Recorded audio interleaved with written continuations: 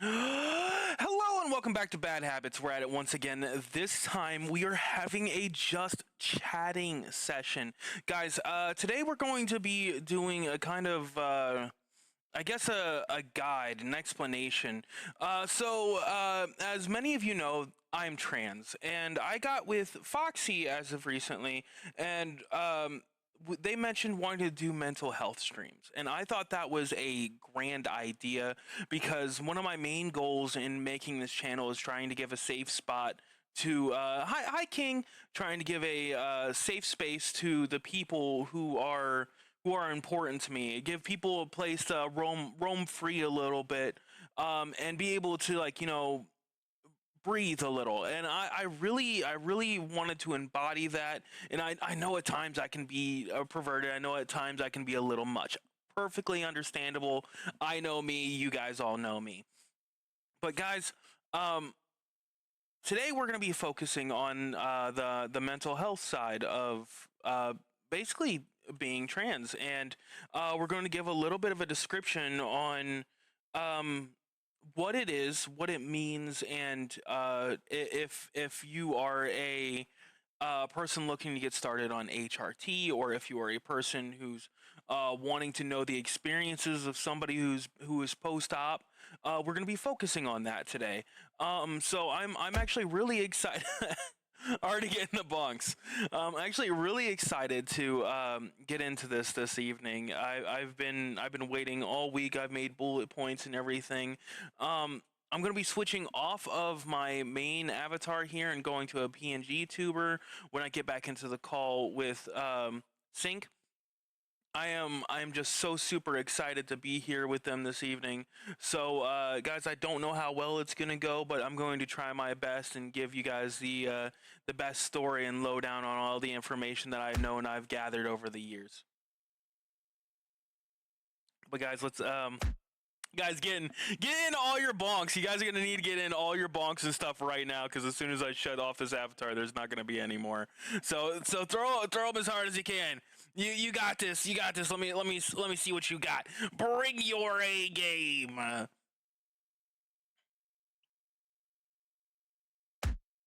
Eh, eh. All of the bonks off the bat. Eh, eh. They're really bringing their A game. Kaiser says no. All right.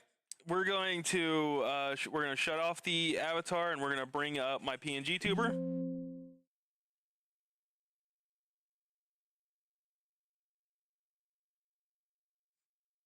As we get into the call.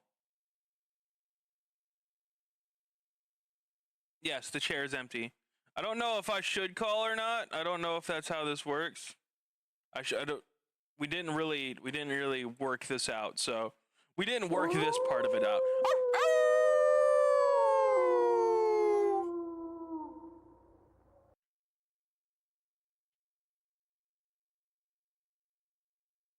All right, I'm in the call right now, so now that I'm not. Oh, wait. Ah, there I am. There I am. Hi, everyone. I got tippy toes now. I got tippy toes now. Sync will be joining the call once they have finished their opening and everything. But while we're here, I'm gonna be chilling with you guys. I'm actually going to join in on Sync stream because they should be getting it open right now. I think I called them in the middle of their opening. Oh, aren't they so wonderful? They look so great.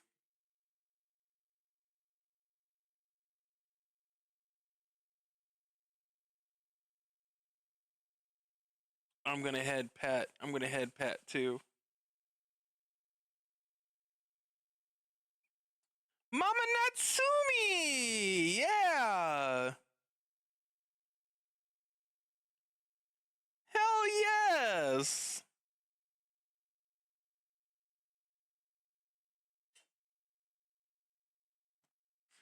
Oh my gosh, I'm so excited. I know me and Synch carry like two very different energies, and I'm like so excited over this today because we're coming at the standpoints from like two different sides. We're coming from the medical side, and we're coming from the side of where what I've experienced. And I don't know how this is gonna go or how this is going um, to go off in general. I'm just so excited about the whole thing. I've been nervous for days because this is like a topic that I like really care about. That's like really something my soul wants to talk about, wants to express like as much as possible. So I'm kind of glad to be able to sit down with Sync because I consider them like how do I put this? I look up to them like extremely because of the things that they can do in the I don't know there's like nothing Sync can't do in my eyes, and there was like they were talking to me a little bit today. They're like, I can't draw, and I'm like, it just takes practice. I believe in you. I believe in you. But like I really look up to him, so I'm so super excited to be able to have this conversation. Hi, welcome. Hi, Sam. Hi, how are you doing? Oh, looks I'm like they're doing getting very well. advertisements on your end. They're like, no, the advertisements.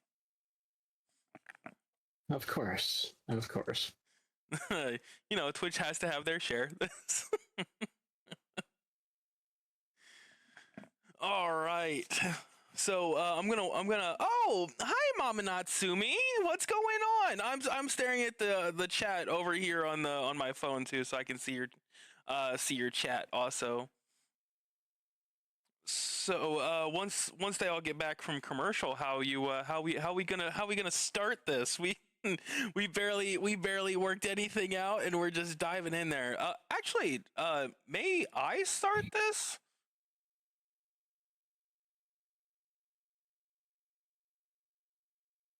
Hold on just a sec. Oh, take your time. Take your time.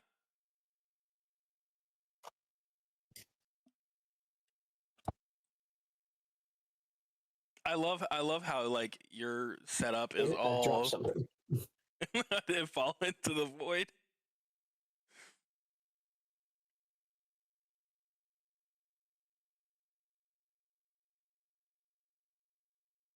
Got this like Okay. really really pretty background going on over there.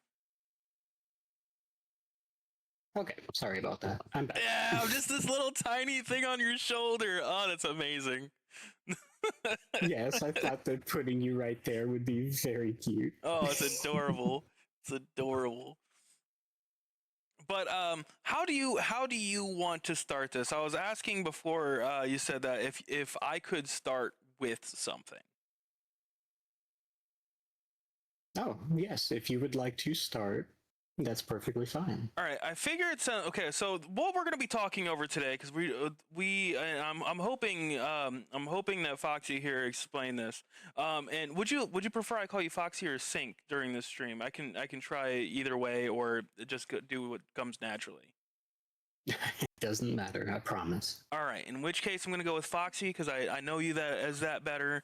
And I feel like that's just going to keep the flow of things going a little bit better. So we're doing a mental health stream today over gender dysmorphia and things of such as being trans, not feeling right in your own body, and that leans a little bit more into the LGBTQ type area where we're a lot of people in who are in this general grouping of people feel distanced from the rest of society.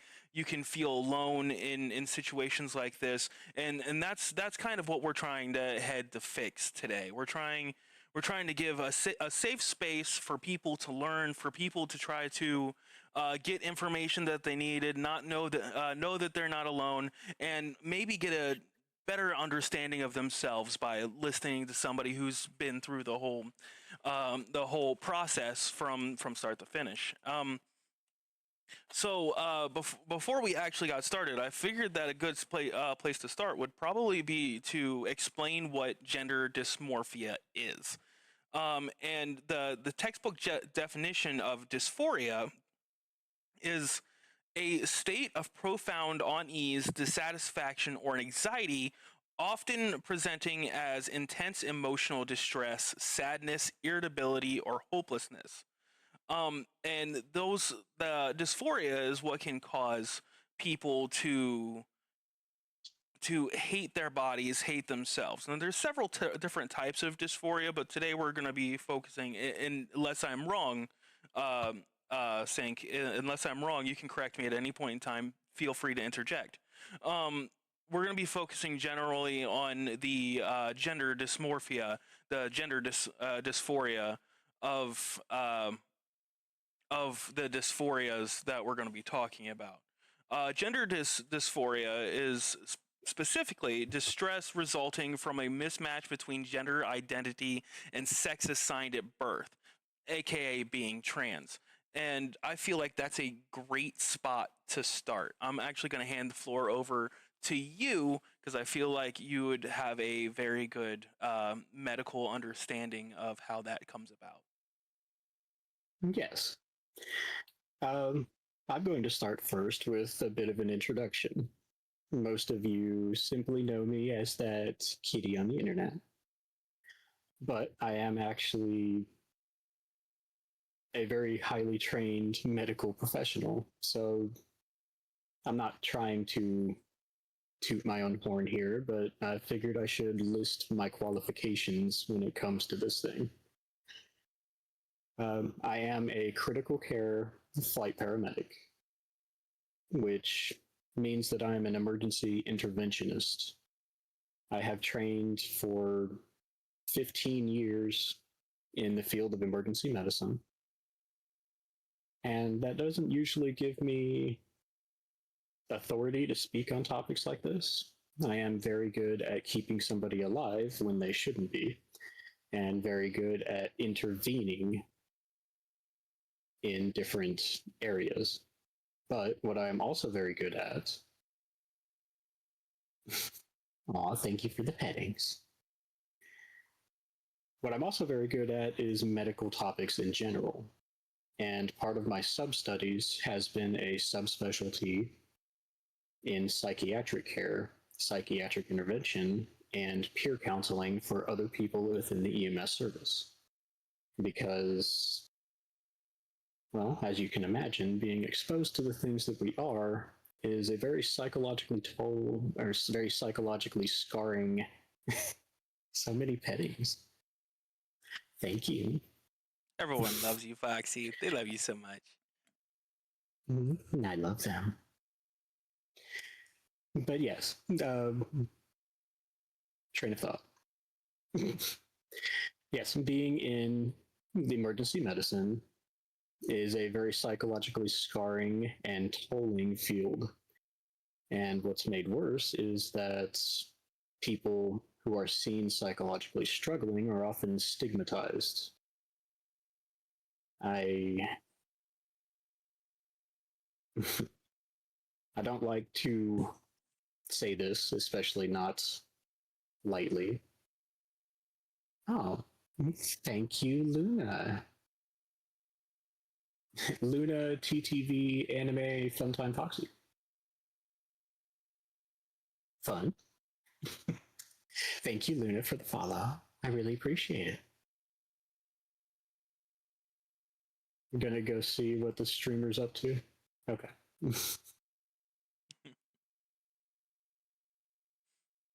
But you were saying about you were saying that the medical field is kind of psychologically scarring when it comes to a lot of the things that you guys deal with.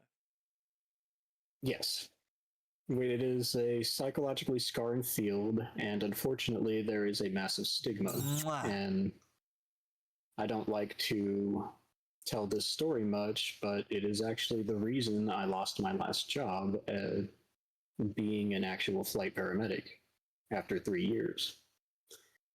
A flight paramedic is in the top 5% of competency and skill when it comes to the field of EMS, which means we are the resources that other medics call the ground medics.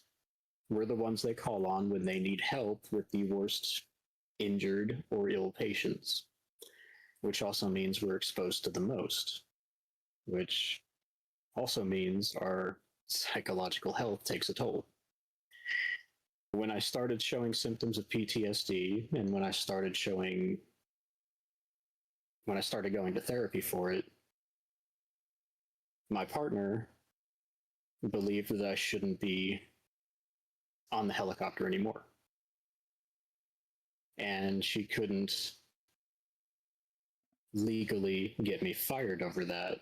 So what she did was engineer a situation where I was attacked and I attacked the patient who attacked me back in self-defense. And she used that as the grounds to say that I was unstable and got me fired from the job that I loved the most.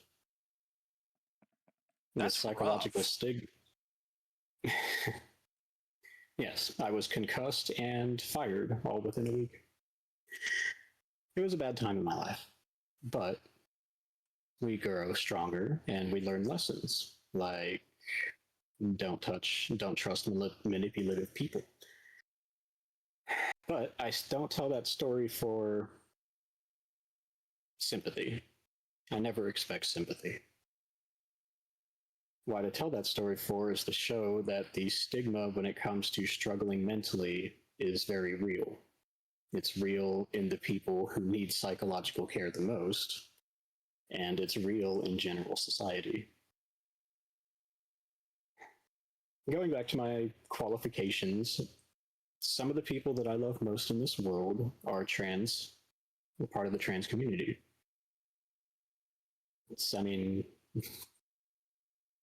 Some of the most amazing people I know are trans. And a while ago, because of that, I decided to seek additional training, additional medicine and background, specifically in transgender medical care, focusing very much on the psychological aspects as well as the aspects of ERT.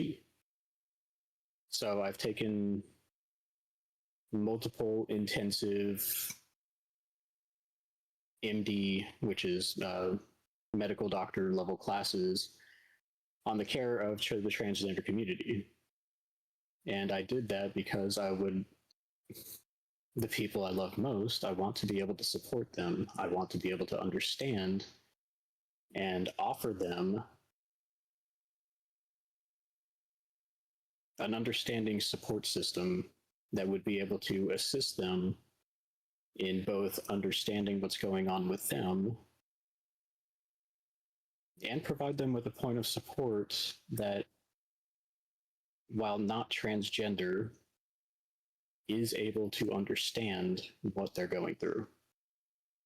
Now, I will start this out by saying I am not part of the transgender community.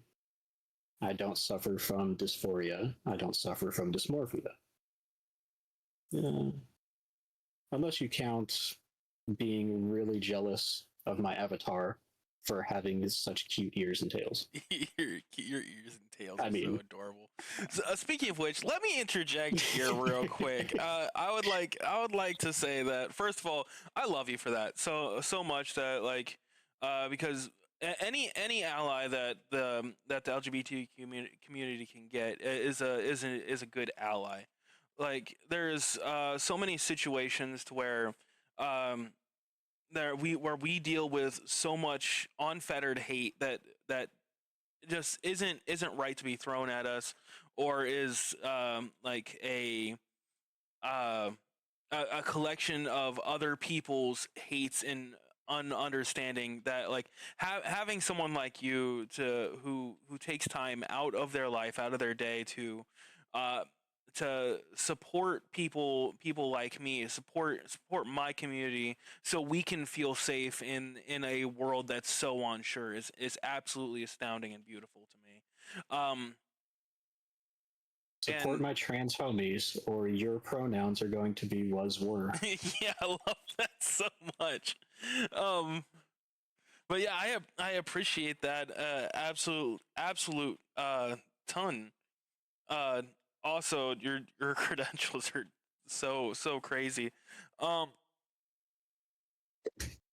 I can't believe you went through that with your are they still your current girlfriend, or are they an ex?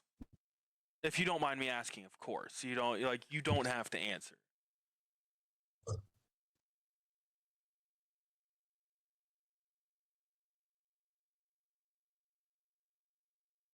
Oh, um,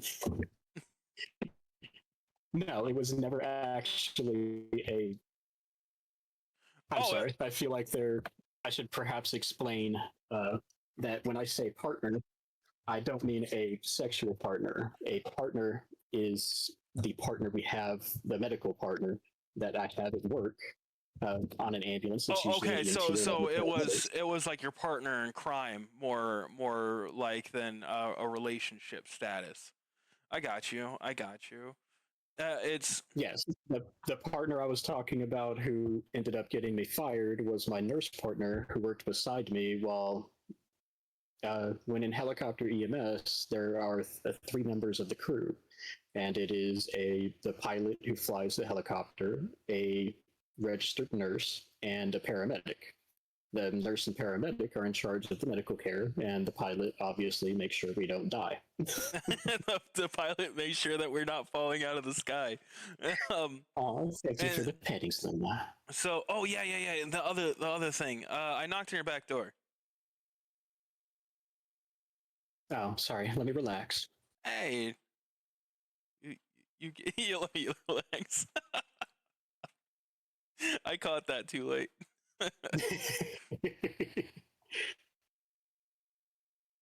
Oh, hold on just a But sec. actually, we're in the process of doing that. We'll have a shared chat here in just a moment. In just a moment. And click. All right, chat should be shared now. Everybody should be able to see everybody else's stuff. I didn't want to interrupt Foxy while they were explaining their background and everything. So I figured we would wait a little bit before connecting the chats. Like Yes. honestly, I appreciate. hey, no worries, no worries.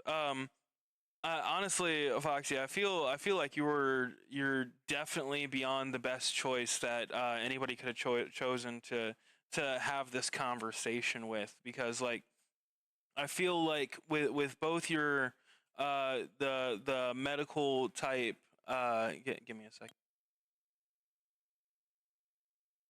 both the medical type kind of like PTSD that you went through, along with taking time out of your day to understand trans care and understand the people in your life, because so many people just push people off so quickly, is absolutely astounding. Like you're such a beautiful person, just inside and out, and that's just absolutely beautiful to me. Um, I, I don't view it as something. I don't view it as something special. I truly believe this is what is simply should be done. I don't understand the hatred. I don't understand the stigmatization. I don't, because some of the nicest people I've ever met have been part of the trans community. And unfortunately, I believe that they're so nice because they've been hurt so much. I feel like you'd be pretty spot on. That's one of the reasons that I'm so nice.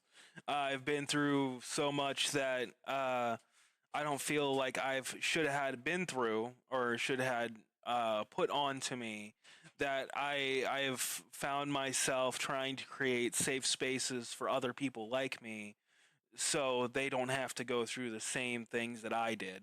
Because everybody, I've said it a ton of times and throughout different streams, everybody deserves a chance to shine. Everyone deserves a chance to be happy. And that's what I would like to see in life, of everybody being able to be successful, happy, smiling. And a lot of people don't understand. A lot of people aren't in your mindset, which has bothered me for quite some time. That like Yes. people are quick to hate. They are quick to throw people like me under the bus.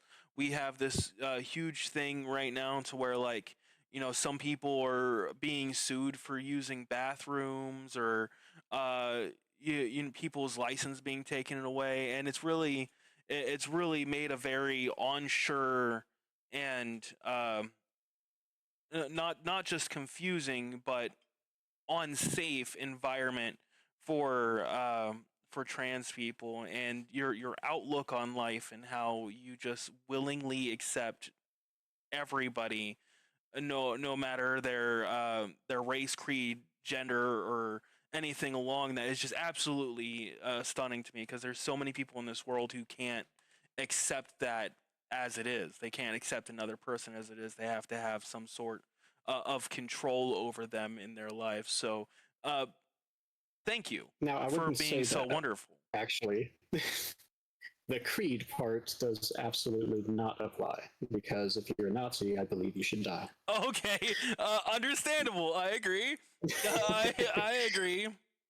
I guess there is certain Yes. areas. Basically, if you make a choice to base your entire life on a system that only supports hate, I don't believe you should get any love back. If you base your life on giving hate, you should not receive love in return. Oh, and I definitely agree on that part. You know, I don't understand people who hate so much. And I see where you're coming from there. But I think we've scattered off Yes. the topic a little bit. I just want to take a moment. I see that my chat has been very active, and I want to guys to know that I'm not ignoring you, Same here. but we are talking about things up here. Luna, I have seen your messages, most of them. I'm not ignoring you, but if you would like to collaborate, then we should talk sometime when I'm not on stream, okay? If you would like to, I do have a Discord server. You can join and we can certainly talk. I would love to have more perceptions on this topic here. Oh, for sure. I love talking to everybody on this topic, because everybody has a different story. Everyone has a different life. Right. Exactly. King,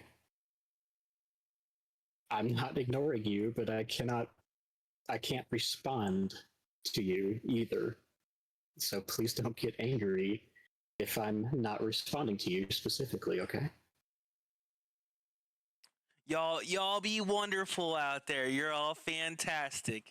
But FYI, Japan has Discord. Oh, I apologize. Well, then I give you permission to send me a DM here on Twitch, and I will talk to you there, okay? I and would really love to hear from you, Luna. And like I said, I'm not ignoring you.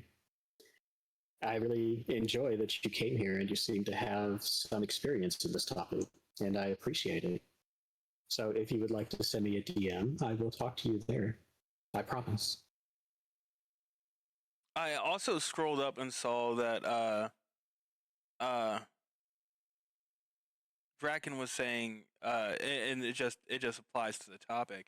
Draken was saying that a lot of cis people don't take time to actually understand the trans community, and I'm definitely going to have to agree with you there, Draken. Um, Well, yes, that is that's an kind of unfortunate like, subject, and that is kind of part of the problem. that's But that is the problem with all forms of bigotry, basically, is that they see somebody as other, as different without understanding. And the more people of different backgrounds that you come into contact with, the more people of different cultures you come into contact with, the more you realize there aren't actually all that many differences. There And are far more similarities than there are differences. I'm gonna bring up a point there because it actually does bring up a very valid point of people not quite understanding. Um, when you're looking at cis people not understanding, you have to realize something, and this is why I kind of try to kill with kindness. Um, because I try to be a pillar of the trans community whenever I can, because I don't want people looking down on us when they already have enough to look down on us for, right? They got a whole bunch of media telling them one thing, on the internet telling them a whole other thing, and then religion telling a whole nother thing, and it scares people because they don't know, they don't understand, they haven't had this plight, they haven't had these feelings, and it's outside of their realm of understanding. So that's why I try to, like I said, kill with kindness, because the biggest fear amongst people in general is fear of the unknown. And when you have something that is so unknown about that people can spin the tale however they want, people start to accept that fear, and that's what I feel like causes a lot of hate from, like you were talking about, Draken, from the cisgendered people to the trans people. They just don't understand. They they've never felt it. They've never had experiences with it. So the best way that I've found to really change people's mindsets is that killing with kindness. Because if you can prove to them that you are just another person, that you have the same feelings, that you have the same morals, you have the same code that they do, they tend to understand you better. I actually have a friend who, um they were against everything. All right, like they were against, like, all them. And this is not my words. All right, off the bat, the all them gays, all them trans, they're all suspicious and bad and everything along that line, right? But after meeting me, after talking with them, and after showing them the kindness that I would want them to give back to me, they slowly began to understand that I am just another person trying to live my life like every other person on this planet. And I'm not some thing to be feared. I'm not some terrorist organization leader, or trying to hurt their children, or chase them down to have my way with them in the middle of the street. It all becomes back to that fear mongering that the world seems to be so good at nowadays, um, because they just, That like I is said, don't know. that is, yes, another good point. The oversaturation of false narratives, the oversaturation of deliberately misleading information. Uh, a good rule of thumb, if you ever hear a politician talking about the safety of children, is that it is about anything but the children they're talking about. What they're doing is pushing an agenda, because for some reason, despite the fact that Save the Children has been used throughout human history as the rallying cry of people who have no good intentions, they still don't catch on to that. And it's still an effective tactic for people to use when they want to push a certain agenda forward. So, yes, there is a lot of misinformation out there. There is a lot of deliberately misleading, deliberately inflammatory information that is completely untrue, which is kind of the whole point of this, actually. Yeah, let's try to is try to to show people that we're not scary. We're not.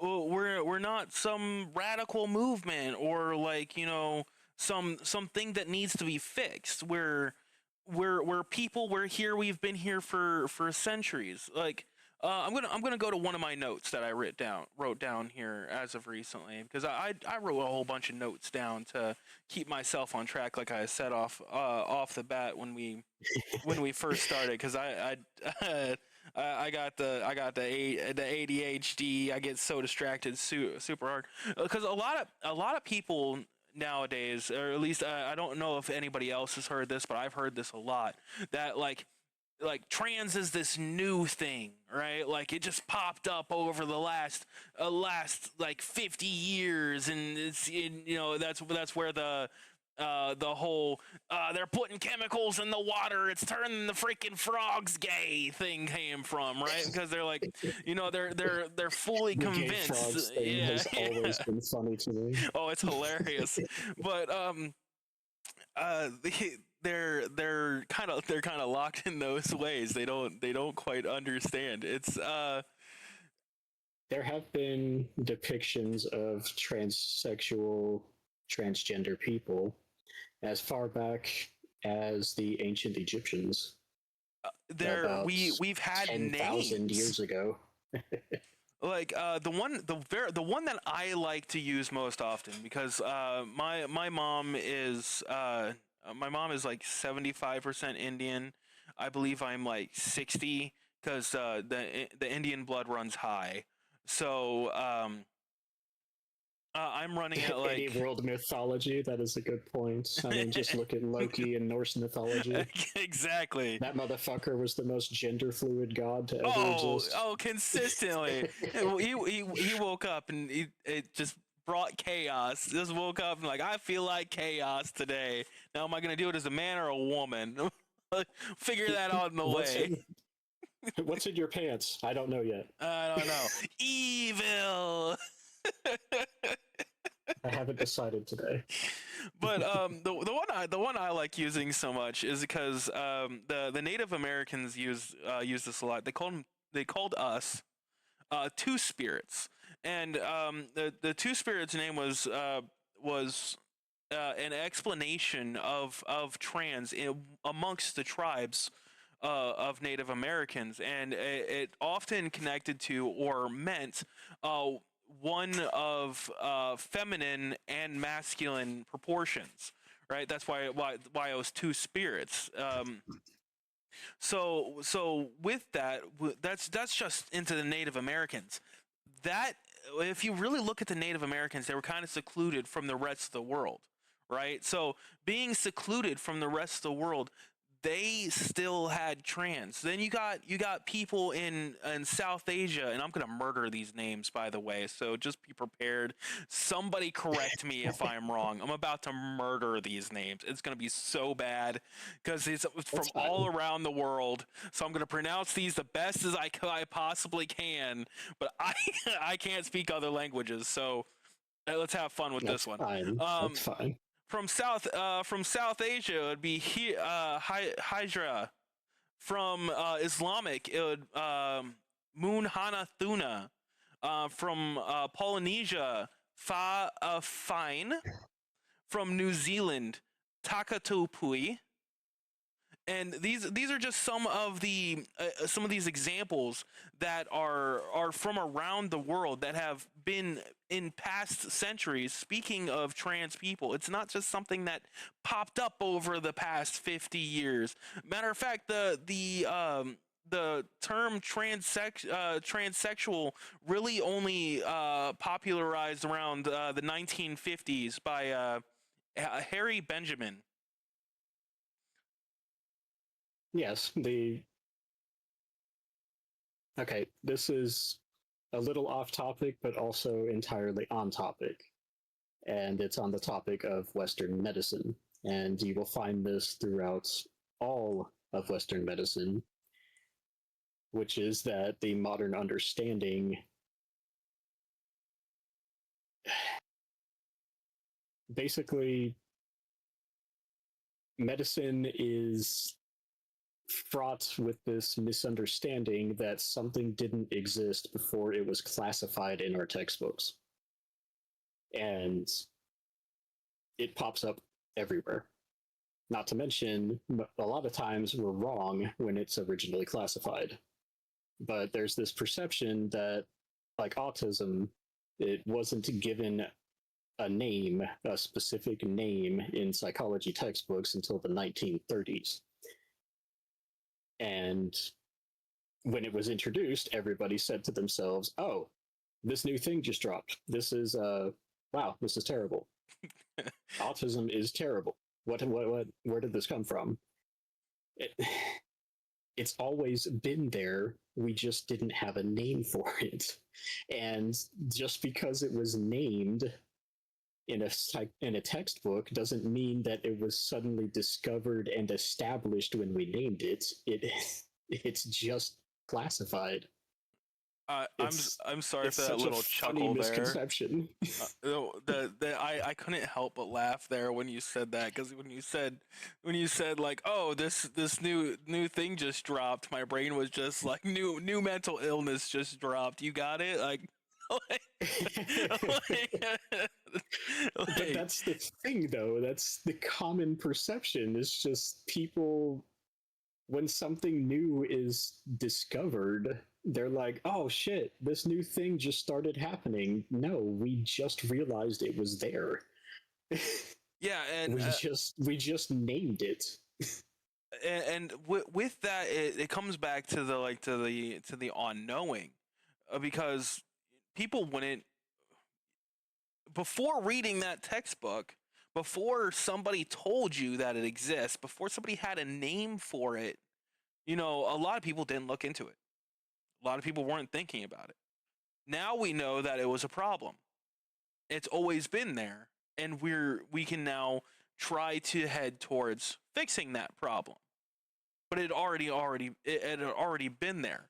The lack of people knowing about it is what ends up causing that fear that we were talking about earlier, and causes people to panic, because now there's a name to it. Now it has something I can point at. It's this problem. This is what's causing it. Yes, that is true. Also, Beta, that's fine. Go grab yourself some cereal and enjoy your breakfast. I appreciate it. They're absolutely wonderful. I want you to know, yes, Foxy, I really enjoy doing this with you. It's really great. I enjoy doing it too. It's wonderful to speak with you on this. All right, so we did get off on a little bit of a tangent there, but it was an informational tangent, I think. So let's get back to the original question that was asked 30 minutes ago. And that is on the topic of what medically dysphoria is. And this is an important topic to discuss. Why I think it's very important is the fact that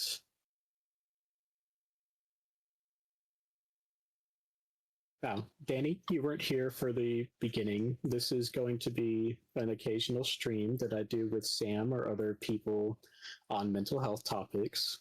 That's going to be an extra stream whenever we can get together and do it.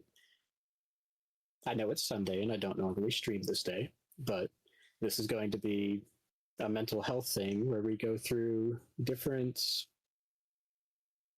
kinds of mental health care on different topics. Anyways, dysphoria is important for us to talk about, especially important for people who don't suffer from it to talk about. And why that is because we have no form of reference for what is happening there, which is good, but also not good. Good in the fact that for those who do not suffer from this, I wouldn't wish for you to do so. I truly wouldn't. But just because you don't suffer from it doesn't mean you shouldn't understand it And that's where the breakdown happens. They don't suffer from it, and because it's not happening to them, it doesn't exist. Many people are of the opinion that because they have never experienced it, that means that other people are lying about it, which is a profoundly self-centered point of view and something that needs to be corrected. Just because you've never experienced schizophrenia doesn't mean that that person who is clawing at their own face because the voices won't stop is faking it. Just because you've never experienced dysphoria doesn't mean that people aren't suffering from it. Sorry, were you going to say something, Sam? No. I was actually listening to along what you were saying, because it's actually a really good point to make, because there's a lot of people who don't experience it. I was kind of trying to think of a way that I could give somebody an idea of, like, things that I experienced before then, because I'm post-op. A lot of my problems have been fixed thanks to the surgery, because I did not like the way my body looked. The fact that I Well, had the wrong parts really distressed me a lot, like yes. a lot. And I guess the best way I could explain how I felt is, have you ever looked at yourself in the mirror and went, I gained 5 pounds? You noticed that 5 pounds, and you gained 5 pounds, right? So let's Yes. stick there for a second. You're a little bit overweight. You've noticed you're a little bit overweight. Most people's reaction would be either like, A, I don't care. I'm comfortable in my own body. Let's consider that to be like a cis person. B, I need to fix this. The Yes. difference in this is that in a cis person's uh situation, they don't need to fix it, right? They can get to it when they get to it. They're okay. They're comfortable with their body. In the trans person's position, like where they're a little bit overweight, um most people could just work that off. But in a trans person's case, if we put it into an actual gender dysmorphia case of it, you can't fix it. I can't go and work out and it just get rid of it. I can't just chop it off, because I'm just mutilating myself at that point in time, right? So it becomes super distressful for people like me when day in and day out you look at yourself in the mirror and you see something. In my case, I have body dysmorphia as well as I have gender dysmorphia. So, like, when you look at yourself in the mirror and you see something that you can't change, that you can't fix, that you're stuck with on a day-to-day basis, and it makes you upset, it makes you unable to unable to cope, because you can't cope. There's no way to fix it. That's why I went and got it fixed. I went and had the surgery, and ever since I had that surgery, my life has been so much better. It's not. I used to be super depressed. I used to be super angry consistently. I hated the world. I hated everybody around me, because I was dealt this hand that nobody could help me with. Nobody wanted to help me with. Nobody even wanted to speak on it, because it being trans is, correct me if I'm wrong, in this time and age, is a bit taboo. Like, Yes. it's one of those things that people look at, and you get like one of two reactions of, like, I'm rooting for you, or ew. That is So quite true. so I got stuck in this situation when I was like, because I was panicking a lot, actually, and that's what was causing me to hate everyone. I was pushing everybody away, because, like, I had a major problem that I couldn't fix. I hated myself because of this major problem, and that hate spread from myself to others because I didn't have a way to fix myself, so I couldn't take care of the others around me. When I And after that is a very important point as well. Something that we in the caregiving field often run into, which is compassion fatigue.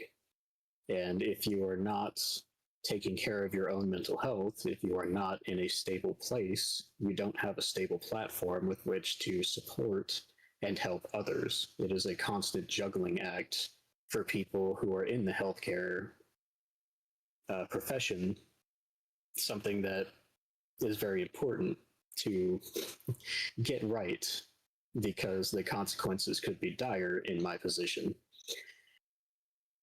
But it's also just simply true in the general area. People who do not feel right, who aren't able to be centered, often lash out at others because they cannot fix themselves. They feel like something is broken and they are unable to empathize since the pain is kind of blinding their own perception.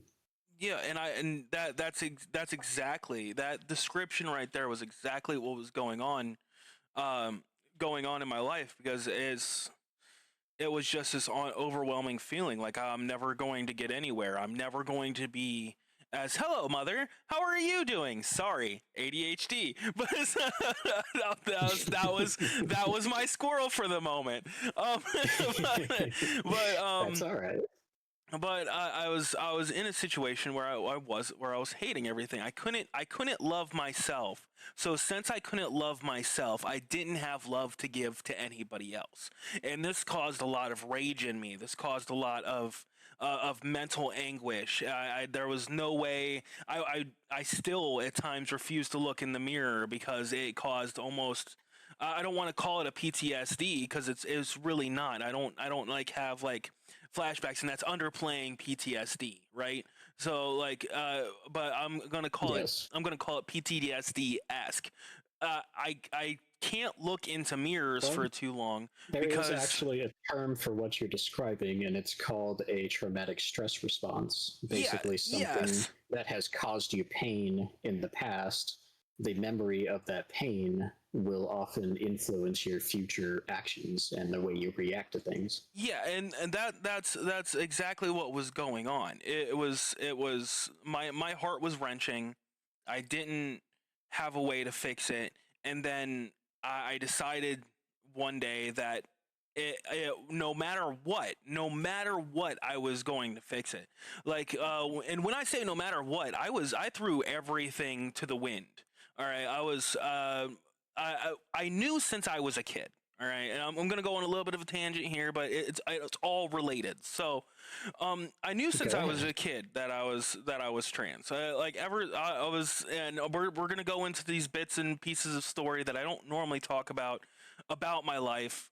That I don't talk about because it was before my surgery. I don't talk about it a lot because I like to live my life from where I was happy forward. Right.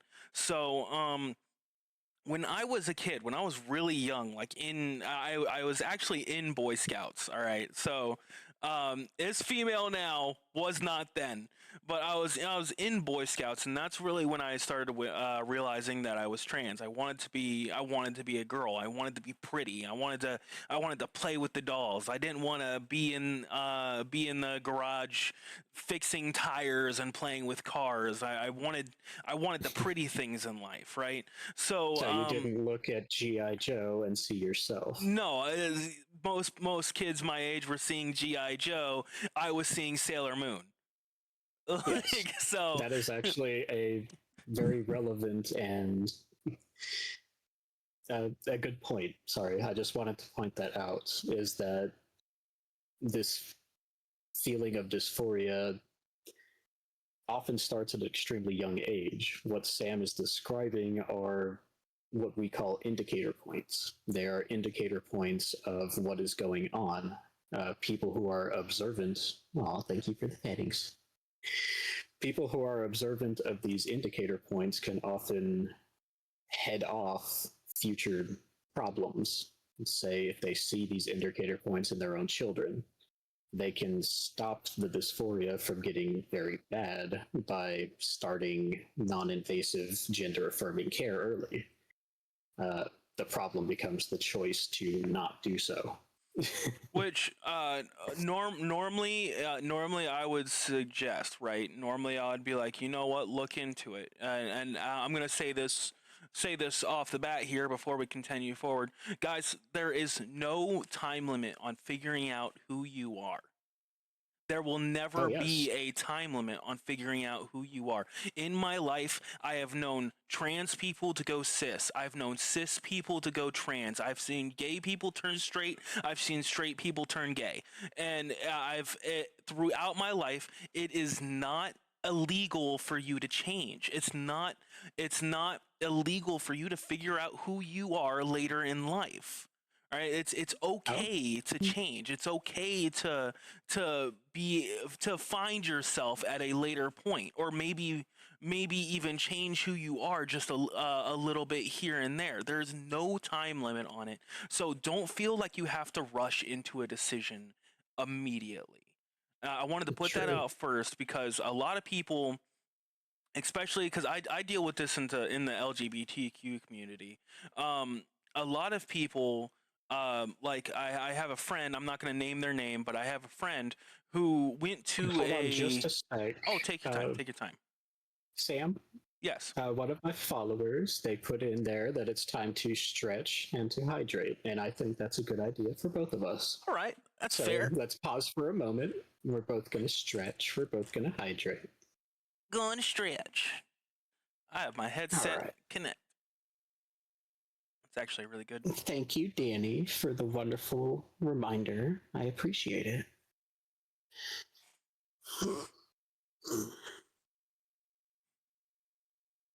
Drink the water. My mom in the chat saying I've been here to support Sam's her whole life because we each got our own. We got to decide for it. My mom was actually there for the surgery. My dad showed up at the end to make sure that I was okay and everything. But it is so wonderful that you have parents that are supportive. Oh my God! Many don't have that. Yeah, and see, I'm so happy for you that you have a supportive family. I am so happy. It's so fantastic. I'm gonna be completely real.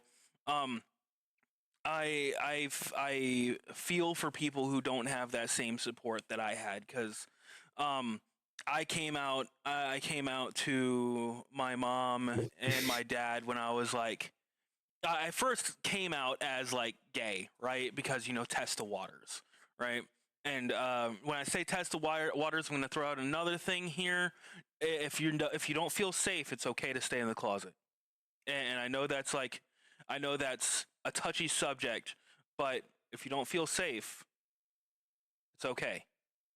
You can find a safe space. There's people. It is perfectly okay to need to stay temporarily in a closet while you extricate yourself from an unsafe position. Because you will find a family that will support you later. There's just because it may not be your blood family doesn't make it any less. Yeah, it doesn't make it any less your family. Like we've found each other. You're not alone. There's people out there willing to help you up, stick out a hand, and show you the light, show you the right place. It's okay if you need to stay hidden a little longer. And I know that it hurts in your heart that you can't share some parts of yourself with the people who you care for the most. But yes, it's better to be safe than sorry, right? You don't want to destroy your whole house of cards before you got to build it. Let me take just a moment. Thank you so much for Midnight Pop-Up, for coming here. My great accomplishment, they say, is I overcame my seasonal depression this year, and I am so very proud of you for that. Oh, amazing! I'm so proud of you. I'm so glad that you're making waves, you're making movements, taking steps forward. You got this. I believe in you. My opening my opening chat thing is for new chatters to come in. I tell them, the rules, and then I let them know to tell me their a recent accomplishment so that I can share it and I can celebrate it. So I thank you, Midnight Pop-Up, for sharing that with us, and I am so proud of you for that. You are wonderful, and you are very much loved. Yeah, very much love, very much love. I'm glad you're here. I am glad you're here, Midnight Pop Up. You're fantastic. Danny Cat actually says, my mom told me I was gay. She was right, and I believed her since she was also gay. And I listen. I find my gender very, very attractive. Yeah, that's actually what Foxy was talking about a little bit earlier with What your mother said was what your mother saw was your indicator behaviors and put it together before you did. Yeah, which right. is funny. That's often it's the opposite because parents don't like to admit that there is something different about their child. But I guess since your mom is gay, she saw the behaviors in herself and then saw the behaviors in you. See, like, and I love that. I love that it like finalized the point, like brought it full circle. Yes, that is a fantastic. I love it. But I'm actually gonna take a step back to where I was in that story. If you're okay with that, Synch. Yes, I'm sorry about that. I'm going to call you every name under the book today, and I'm not going to pronounce your name right once. Like, That's fine. So I was saying that I was in Boy Scouts, and I was like, you said the GI Joe, and I was talking about the Sailor Moon thing. It's two separate ends.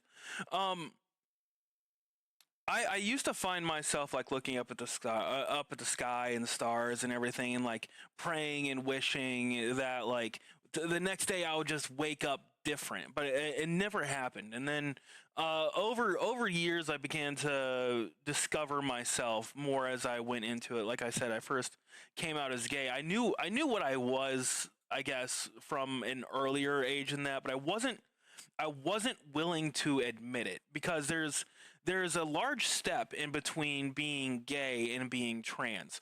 Some people can accept you being gay, but they can't accept you being trans, and that's what I was really worried about, especially like in those high school years. Because as you're hitting those high school years, everybody knows that high school is just hell when it comes to people bullying, when it comes to people picking out your flaws. And there is nobody better than a kid in high school to be able to pick out every single flaw that you have in your soul. And I push it out there. So I was busy trying to discover myself, find myself, and I came out to my mother first, telling her that I was gay, and then I came out to my father right after that, still testing the waters, and I finally accepted that I was trans later on in life, around, I'm gonna say like 16, 15, 16, right? So I knew, and I was wishing for it at a younger age, but I didn't have a term, I didn't have a word for it, I knew the feelings and emotions were there. I knew what I liked and what I wanted to head towards because I enjoy men. Right. And I didn't really learn about the term trans until like I was like 15, 16, because I was on a bus and somebody was talking about my titties and how they look nice. And so I was like, oh, I was like, okay, well, thank you. And then they asked me something about like, if I was trans or not, and I didn't know the word, and I started like looking it up and like learning about it. And once I actually like learned about the whole thing, I was just like, nah, that couldn't be me. Nah, no, that there's no way. Nah, this. And then like I took a long, hard look at myself, and I was just like, I found myself denying it more and more and more until one day I was just like, I'm spending so much time denying it. I am. Like, I finally hit that breaking point to where it was just like, you know what? I'm just trying to hide from myself at this point.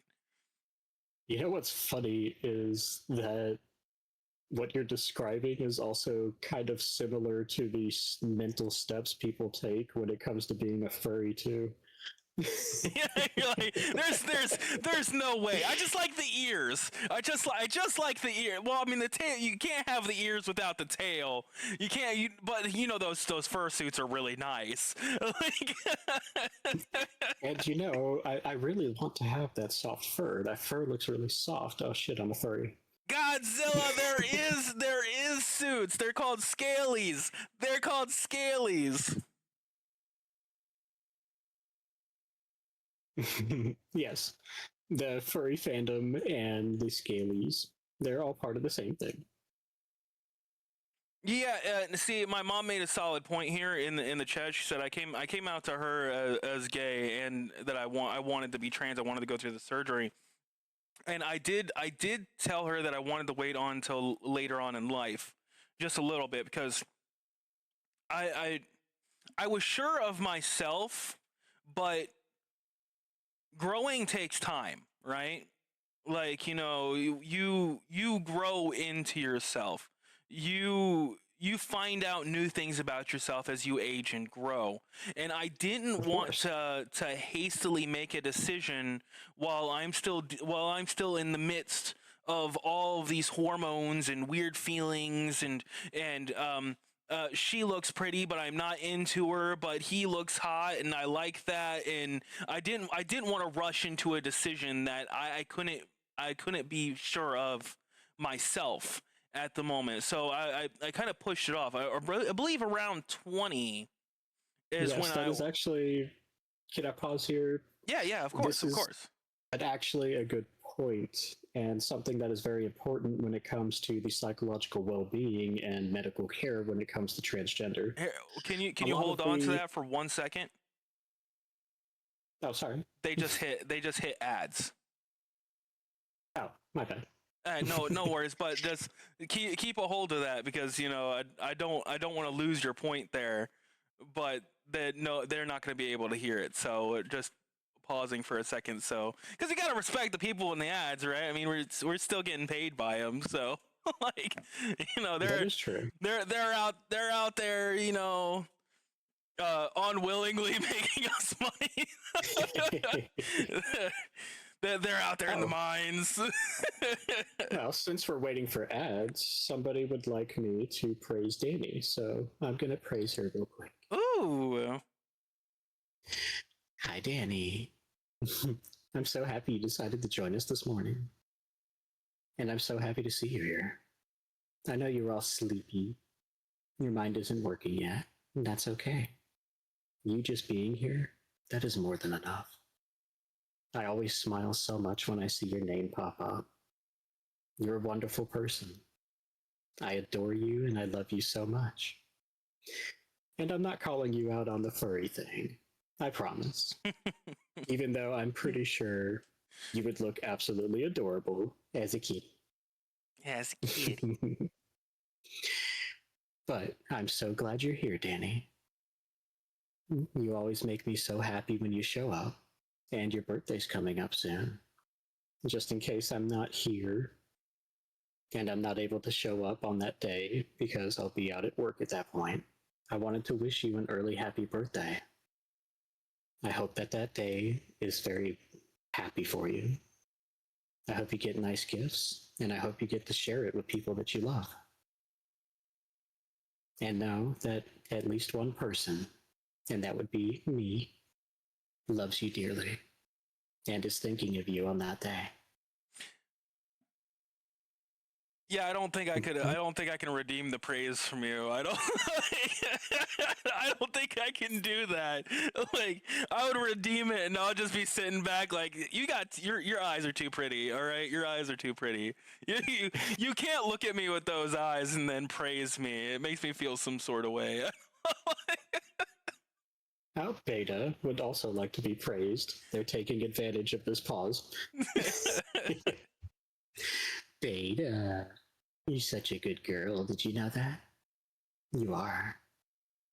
I adore you so much. And thank you so much for showing up to this early stream, even though you're sleepy. I definitely need my number one mod and my number one praise redeemer here. You're so wonderful. You always make time, always here, and it always makes me so happy. I want you to know that you are a beautiful, wonderful little cutie. I adore you so much. You always make me smile. You always make everybody around you smile. And when I get to watch you stream, your voice is so cute. Your little bois, your little rars. So cute. I love you, Beta. Mwah. Get kissed. Yes, Godzilla. What would you like? You said you're saying my names. I didn't want to interrupt the praise because it's just too good. I wish I could. Oh, it's the good time to stretch. Okay. I will like stretch. I want waffle fries. I want waffle fries. Yes, waffle fries sounds great. I actually have a thing of dip in front of me. It's like buffalo chicken dip. I'm not chewing on it because I'm not like this stream is actually really important to me, so I'm not like up in everybody's ears. Yeah, it's buffalo chicken dip. That's pretty good. I've had like Draken would like to be praised too, guys. This is the last one. We can't derail the entire stream for this, okay? This is the last one for now. Draken, you're such a good girl. You're so wonderful. I just seen Draken yesterday, and she came to my D&D session, the one that I run over here. And it was so wonderful. Unfortunately, Draken almost died because we were all laughing so hard. But it's so wonderful to have her there. I adore her so much.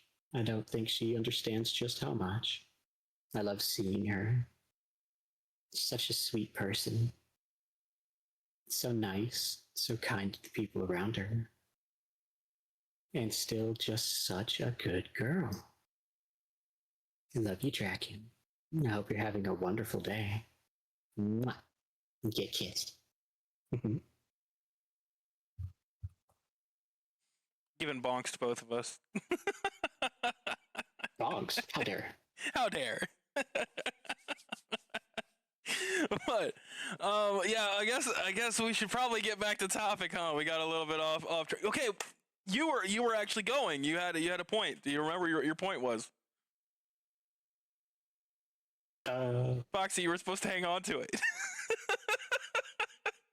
Yes, okay, I remember now. There we go, win! Okay. We were making a point about the right time. A lot of the steps put into place for when it comes to permanent steps like transgender reassignment surgery or beginning ERT are often gatekept by things like psychological evaluations. And some of those steps were put into place not to help, but as a hindrance. However, some of those things were put into place by people who actually do care. The right time argument is an extremely important one to keep in mind. Like what Sam said, figuring out your own mind is a process. Figuring out who you really are, it is a process and it is a long one. Sometimes you cannot be sure. And taking that permanent step only to then regret it would be unfortunate because at that point it's quite irreversible. Oh, very, very much irreversible. Yeah, very, very much irreversible. I don't. That's actually a real good point. Because of the psychological evaluations, the official statistics when it comes to gender reassignment surgery is that the regret rate of that step is actually around 97. Let's see. I believe this year was 97.2%, which doesn't mean 97% of the people regret it. It's the 97% of the people do not regret it, which is kind of an astounding metric. It's one of the highest, if not the actual highest level when it comes to medical procedures. For comparison, a knee replacement surgery has about a 42% regret rate. See, Most medical surgeries do not achieve a non-regret rate above 80%. So the fact that gender reassignment surgery has a 97.2% acceptance rate is honestly astounding. And that's because before they take that step, they make sure that they are sure. now that we're talking about making sure that you're sure, I did have a few notes here on on next steps. All right, so a lot of people finding your next step, right? If you're going for that surgery, and I love that statistics, by the way. That 97.2. It's because you're right. I had to go through a lot, in order to get the surgery, and it wasn't just something I could do overnight. This wasn't something that that wasn't even just I can do it in a month. That wasn't an option. I had to go to first of all, I had to be on HRT for at least a full year. So you'd first start off on HRT, and for those who don't know or want to know, thank you, Moonlight, for following. I appreciate you. I appreciate you a lot. Thank you, Nico, for going over there and following. So one of the things that what I had to go through is the HRT, right? So you start on HRT if you're actually looking to replace your hormones and everything. Now this isn't Danny followed too. Awesome, I love that. Awesome, thank you. I appreciate you. I had actually had a whole section set aside for HRT to kind of explain that. Oh, would you like to do to explain it? No, there was something else I wanted to go over first, but I'm just letting you know that I have further information. But yeah, you go ahead and talk about it from your perspective. All right. I got a lot of information on this that I can go through. So let's actually take a step back. What did you want to go over first? What I wish to go over first, bringing us back to dysphoria, was explaining it from both a medical perspective and to offer a psychological exercise per se that might be able to help people understand what it would feel like to have to live with that constantly. All right, I like that. What's your example? Okay. Yeah, shoot. All right. So okay, we'll go over this first. All right. So, as I said before, dysphoria is very important to talk about because the people who don't experience it often don't have a frame of reference. And the fact that they don't have a frame of reference is horribly devastating. I mean, extremely devastating. Going into more statistics, and not very nice ones here, the fact that dysphoria is not understood and the fact that dysphoria is so often dismissed as something minor is tragic, actually, because that is the number one cause of people ending their own lives when they're in their teenage years, at least among the transgender community. Dysphoria is devastating. It is horrible for your mind. It is horrible for your will to live. And the fact that it's dismissed so easily is also devastating because it cuts people off from support, from feeling as though they're understood and feeling as though they are seen, which is honestly one of the reasons that I started doing this in the first place. Not only to get information out of there, but to offer myself as support, to offer myself as somebody who sees you and who understands. I feel passionately about this, and anybody I see dismissing dysphoria or dysmorphia out of hand are often immediately corrected by me, as much as I can, anyways. If they're just being a dick, I simply cut them out of my life because there's no helping them. They wish to hurt people. But for those of you who might not go through. Oh, wait. I saw a comment earlier. I am not actually cis. I am pansexual and technically gender fluid. I don't know. I don't see myself as that, but I have kind of male and female versions of my persona that I like to go back and forth between just based on how I'm feeling at the time. I love that.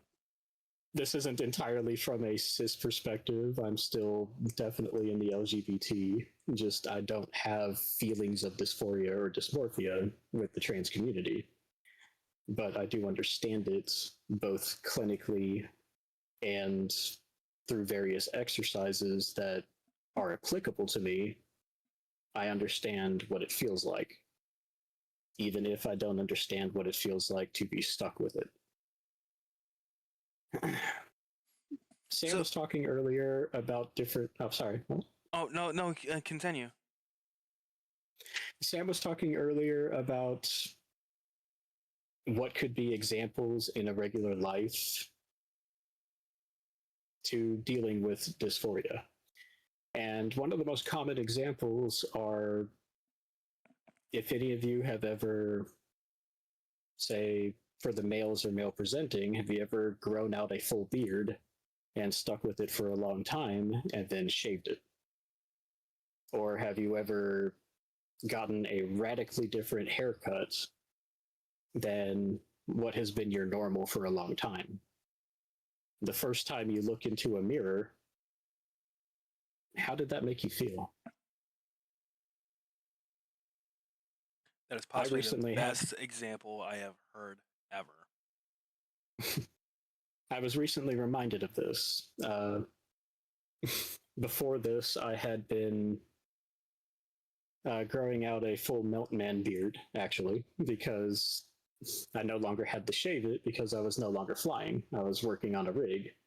But this new rig that I'm on right now, it's something called an H2S facility, which means that we have a buildup of a dangerous gas within the pipelines called H2S, which is hydrogen disulfide, or dihydrogen sulfide. Anyway, it is a mix of sulfur and hydrogen. I gotta pause you here real quick. Danny, you are not broken. Just because you don't understand yourself yet, just because you haven't found just how you feel, or you don't have a name behind it, doesn't mean that you're broken. Danny, you're a wonderful person. You're a fantastic being to have in anybody's life. It's gender, as one of my friends says quite often, gender is confusing. All right? I would like to point out here, my wife doesn't ascribe to being a female. What they actually prefer is non-binary, they, thems, because they don't feel like one or the other gender. So Danny, if that's how you feel, if that's how you oscillate between, try looking into gender fluid or non-binary. Try looking into what those words mean and see if something in there resonates with you. Because I feel as though it would be a good descriptor for what the feelings you are describing. And as I mentioned earlier, there's no time frame on it. No, not at all. There's no like strictly end. It's not like, oh, by the time I'm so and so age, I have to have this all figured out. Most people, by the time they're 100, don't have life figured out. All right, life is confusing. That's just the way life is. And girl, sorry, you said you switch back and forth, back and forth. So I just jumped to one of them. But you don't know how much I understand what you're saying there. Why can't I just be a shapeshifter? Why can't I be a shapeshifter? I wish. Okay, I wish. Honestly, if that were an option, I would 100% take it. Oh yeah, So... I feel I don't know if you've watched that. You watch anime at all, Foxy? Yes. All Yes, right. I can't remember the new Hell one. It's on. Let me find it real quick.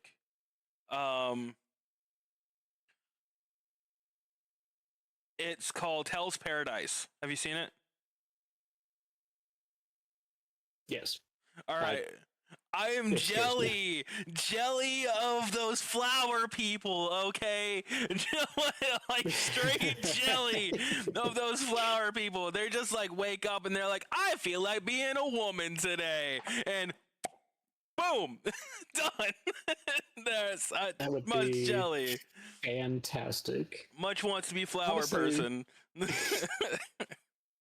Honestly, like I said, I don't feel feelings of dysphoria, but when it comes to my online persona, it is something that I can very easily change. So sometimes when I feel like a girl, I switch over to my female persona.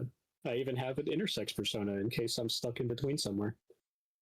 Just feeling somewhere in the middle today.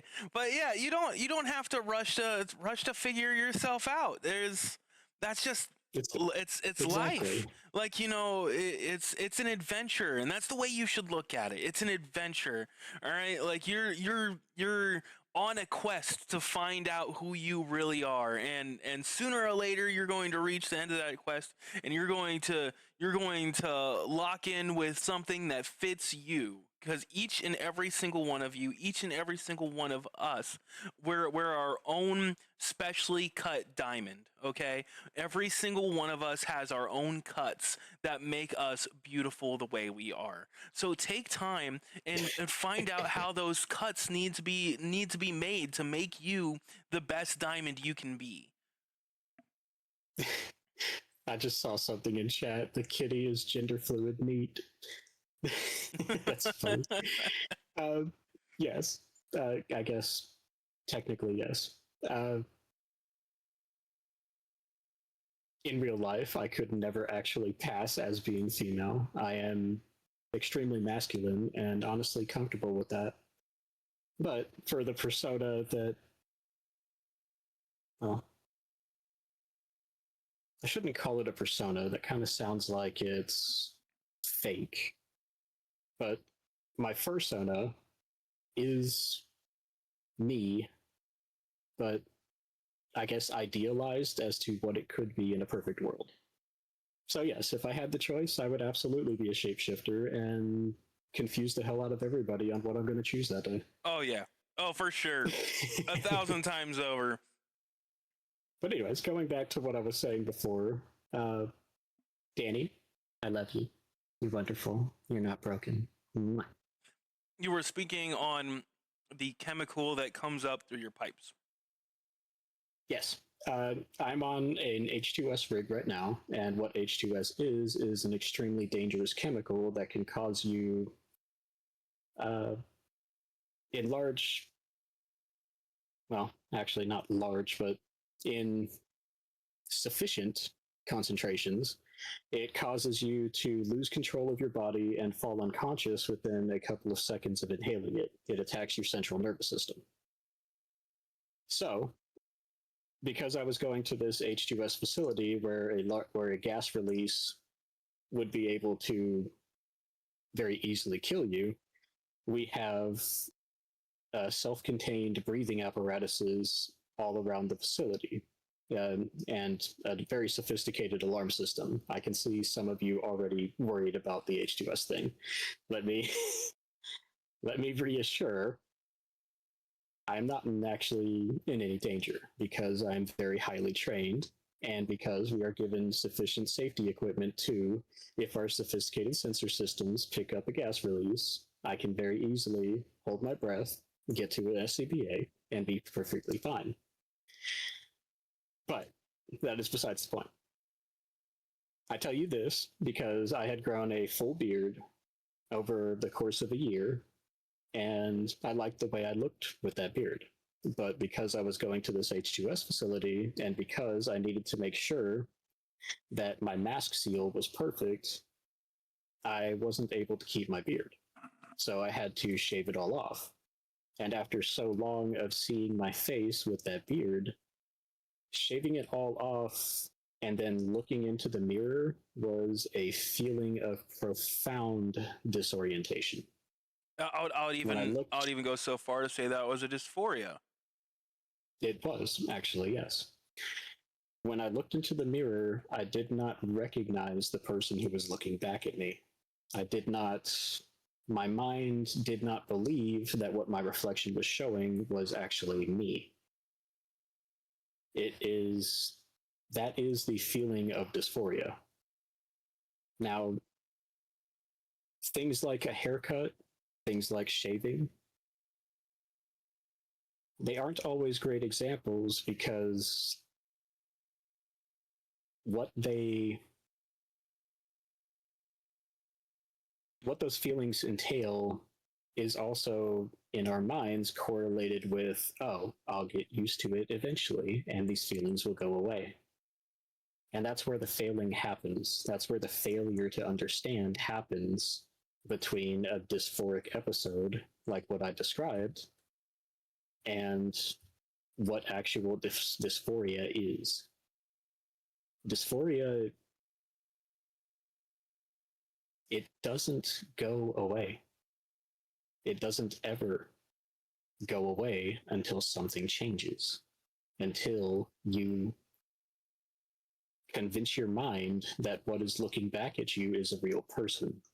So the exercise I wanted to try today, for those of you who have never experienced dysphoria, is that I want you to imagine, and really truly try to imagine this, that every time you look into a mirror, it showed you a different form.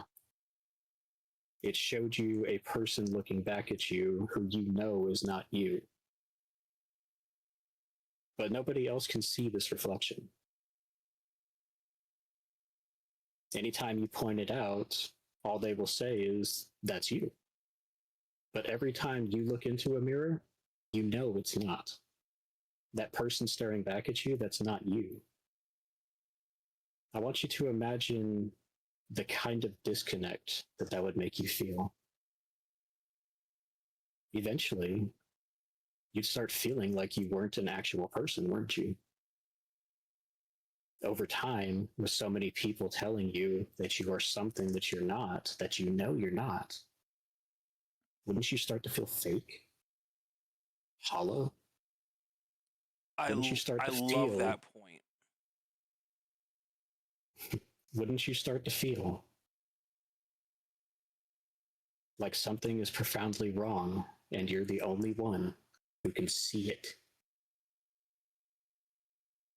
That is what dysphoria is. It is a constant, terrible schism in the mind between what you are shown to be and what you are.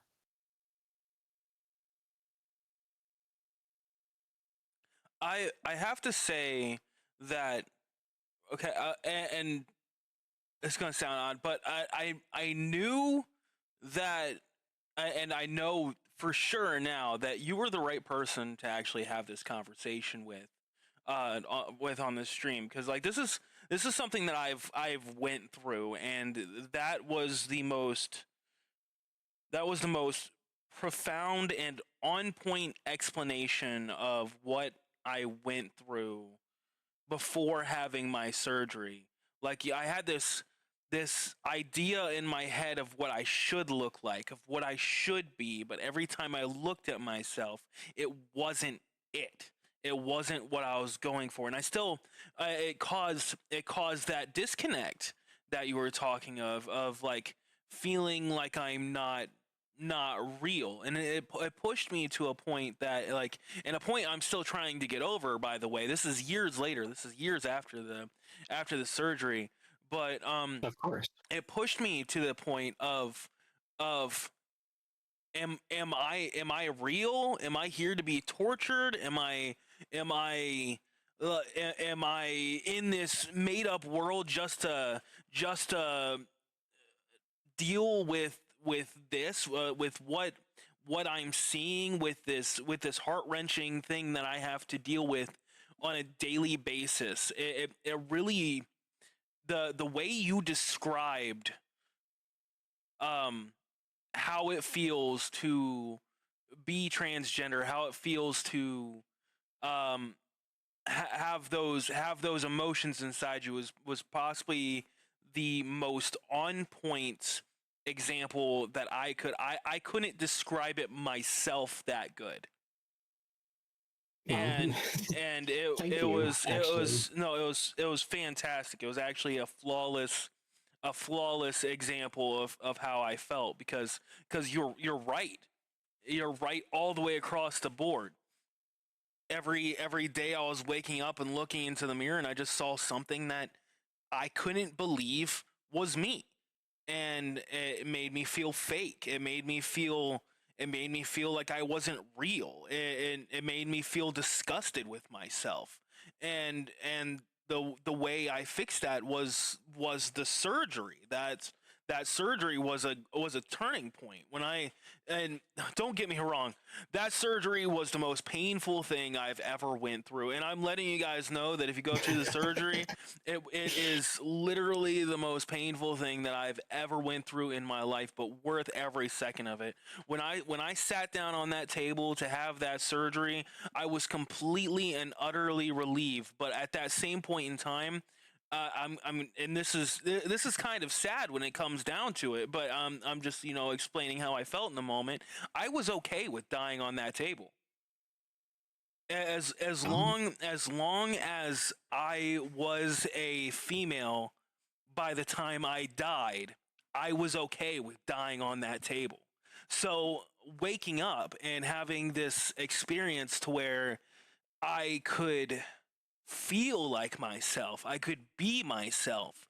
It it's was kind of like an isekai, isn't it? You it, wake it up in a it different really world in a is. It different was body. I had all of this weight lifted off my shoulder. The HRT really helped me with my rage, because I had almost this overbearing amount of testosterone running through my body, and I couldn't control my rage, which is actually, my avatar is supposed to, um is kind of a display on, um of me. Like, um the green in my eye stands for lust, and the red in my eye stands for wrath. Just little bits and pieces of what I dealt with in life leading up to that point. But once I woke up from that, once I realized that, all it's going to take is a little bit more healing, and I'm there. Like, so much pressure, so much years of my heart wrenching, of looking at myself in the mirror and not believing that's who was there, just instantly got lifted off my shoulders. And though it was painful, in my eyes, it was worth every second spent doing it, every second spent heading towards that destination, because I finally got that feeling of being able to and like it's something that like I don't think that like and you understand, and I know you understand, but I don't think the relief that I felt from it can be really well described, because No, it's it can't something be so because many it's other people something. take for granted, like being able to wake up and look at yourself in the mirror and go, that's me, I'm okay with that, that's awesome, you know, Yes, brush your my hair looks good like that, and not just look into the mirror and see this disgusting piece of filth. It really changed my life in ways that I never imagined were possible. And it's led me down such a fantastic road of meeting new people and being able to control my anger and calm myself and open up and express to other people. It's just absolutely beautiful what it did to me. So I really love the way you explain that, because it really did, like, it embodied the journey that I had throughout like my teenage to like young adult years of trying to figure out who I was and not understanding why I wasn't them. that's wonderful. And I'm glad to know that I was able to articulate it as well as I was. Like I said, I'm explaining this from a limited perspective, so to know that I hit the mark correctly is very it's very nice. And I wanted to kind of reiterate a previous point here. What I just described is exactly the reason why it's so important to understand this, and why it's so important not to ignore somebody when they say, "This is how I feel." This is the biggest failing that we as a society have right now, is that we don't believe somebody when they tell us who they are. We believe what we see as who they are. Now, sometimes that can go awry, correct? Somebody can say they're not a criminal. Somebody can say they're not a murderer and then murder you. I'm not talking about that, obviously. I'm talking about listening when somebody tells you who they are as a person. If somebody tells you they're not male, if somebody tells you that they are female and they look male, they have a full beard, they look masculine as hell, guess what? I'm sorry, ma'am. You are correct. You are a very pretty girl. It's as simple as that. So many people take it as an offense. Oh, you can't tell me you're this. I see that you're that. Why is your perspective on who this person is more valuable than what their perspective is?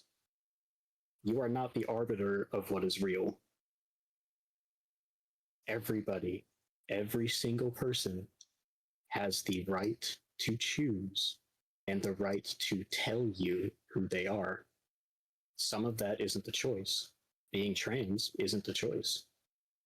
Being gay, being bi, isn't a choice.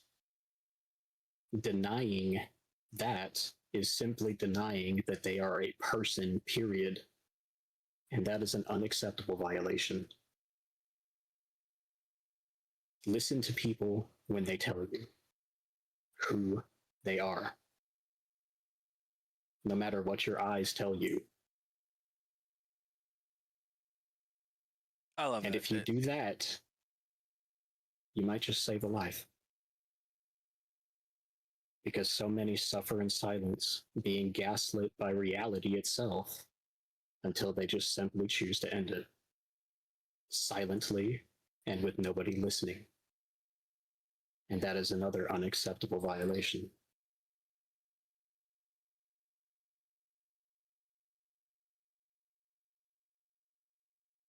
Sorry, that got a little deep, no, but this is something I feel. that was beautiful. That was you don't even need to apologize. I was actually waiting for you to finish talking before I interrupted you because okay, I don't know if anyone's told you this today, Foxy. I might have. I don't know, but you're a very beautiful person. You are absolutely fantastic. Such a wonderful soul, and I appreciate and not just a wonderful soul. You're a wonderful soul who works towards what they want. Like the fact that you are so not only understanding of the world around you, but willing to put the time in to understand what you don't understand to get a better understanding is one of the most beautiful things that I have ever seen in anybody. It's absolutely astonishing, and you're such a beautiful person for that. It's so fantastic.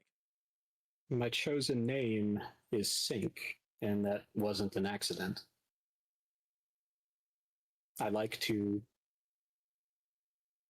It's my philosophy to synchronize, to understand, to try to put myself in the shoes of people who may be extremely different from myself so that I can understand them. So even I appreciate you saying that. I really do. And it's very kind. That's my stated goal from the name up. Well, To synchronize. you're doing such a fantastic job. Honestly, I couldn't ask for a better person to like be able to talk back and forth with this because you're just such a understanding and beautiful soul to be able to give yourself and your love so freely to those around you just so they can have a safe space, just so they can have um a better place, a place where they can feel comfortable. It's just absolutely stunning. So like I wanted to tell you that cuz you're perfect. Absolutely perfect. Well, thank you. And I just wanted to make one more point. Um, there has been a recent study that was done that I felt would be good to pick up here. And what the topic of the study was the use of VR technology when it comes to gender affirming care. And they had several very interesting conclusions. And interestingly enough, not from the trans people who were being studied, but from the control cis group. And this is kind of the reason I wanted to bring it up. The trans people, they don't need this. The results of the results of the VR, the virtual reality study were, you could say, mixed when it came to the trans side, but they uncovered several very interesting key points when it came to their control cis group. And what those points are is that they can show cis people what dysphoria feels like in real time, which I think is extremely important. And valuable information. So, yes, there was a statement from one of the people. He has no previous history of a mental, I guess I shouldn't say a mental illness, but he has no previous history of dysphoria, is comfortable in his gender. What they did was they put him in virtual reality and they put him into a female avatar. And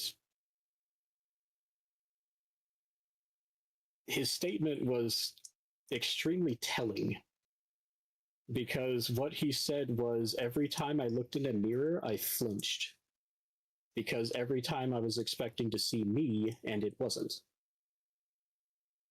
He said that was the most uncomfortable feeling I've ever had. And when the scientist explained to them that this is the literal definition of dysphoria, and this is all secondhand, basically secondhand information written down aside from the study, But when they explained to them that what he was feeling when he was looking into that mirror and expecting to see himself and then not seeing that, seeing somebody else who he believes is fake but is a representation of himself, when he was told that that's the literal definition of what dysphoria was, he got really wide-eyed and he started crying.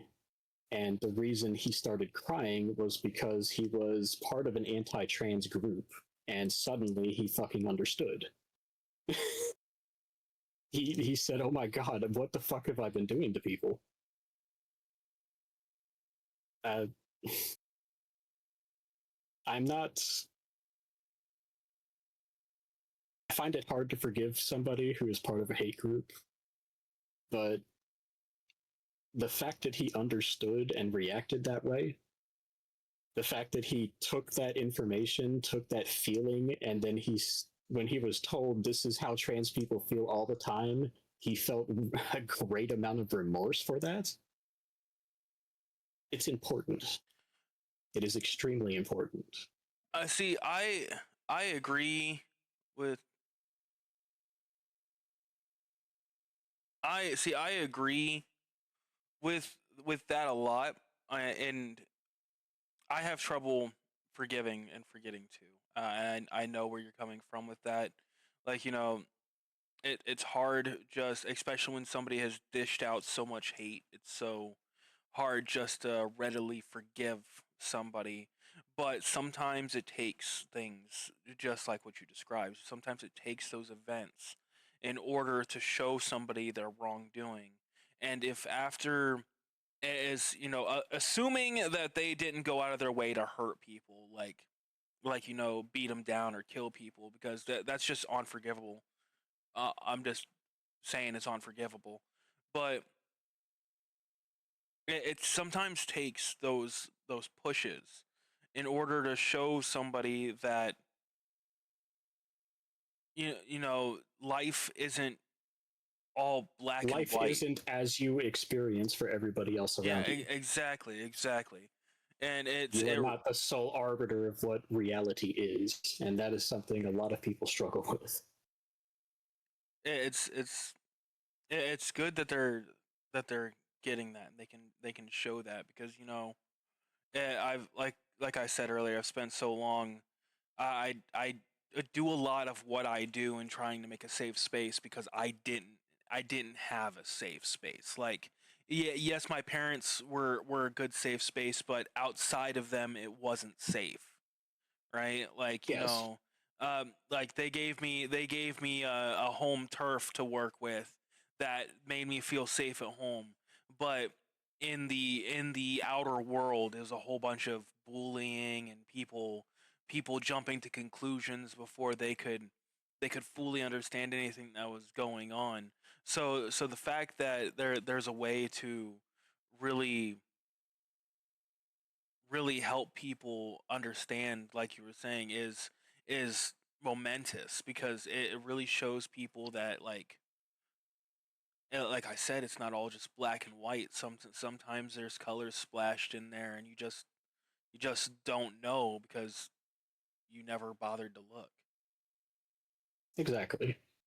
And I brought up that study, VR chat, stuff like that. It can be helpful for feelings of dysphoria because you can simply make your avatar look like whatever you would like. And while it might not be a cure, it can certainly give a reprieve from the constant feelings of dysphoria.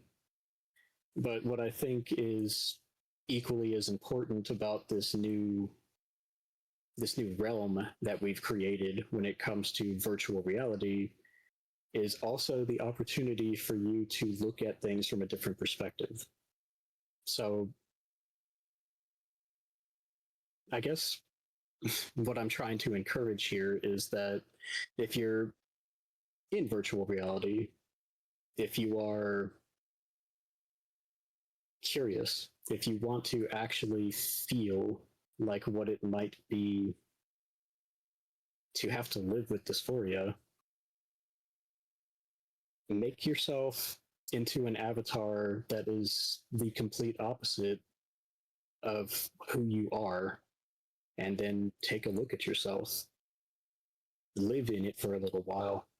Let that feeling of disconnect grow in your mind.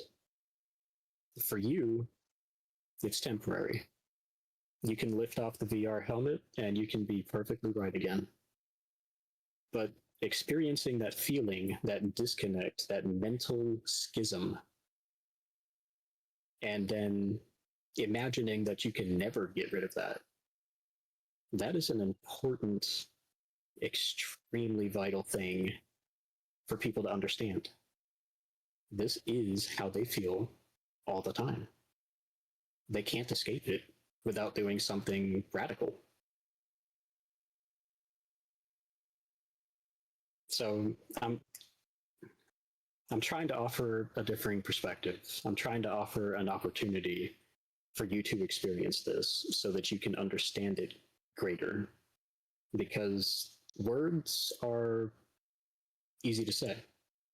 Sam said my description was pretty on point, but they're still just words being spoken to you.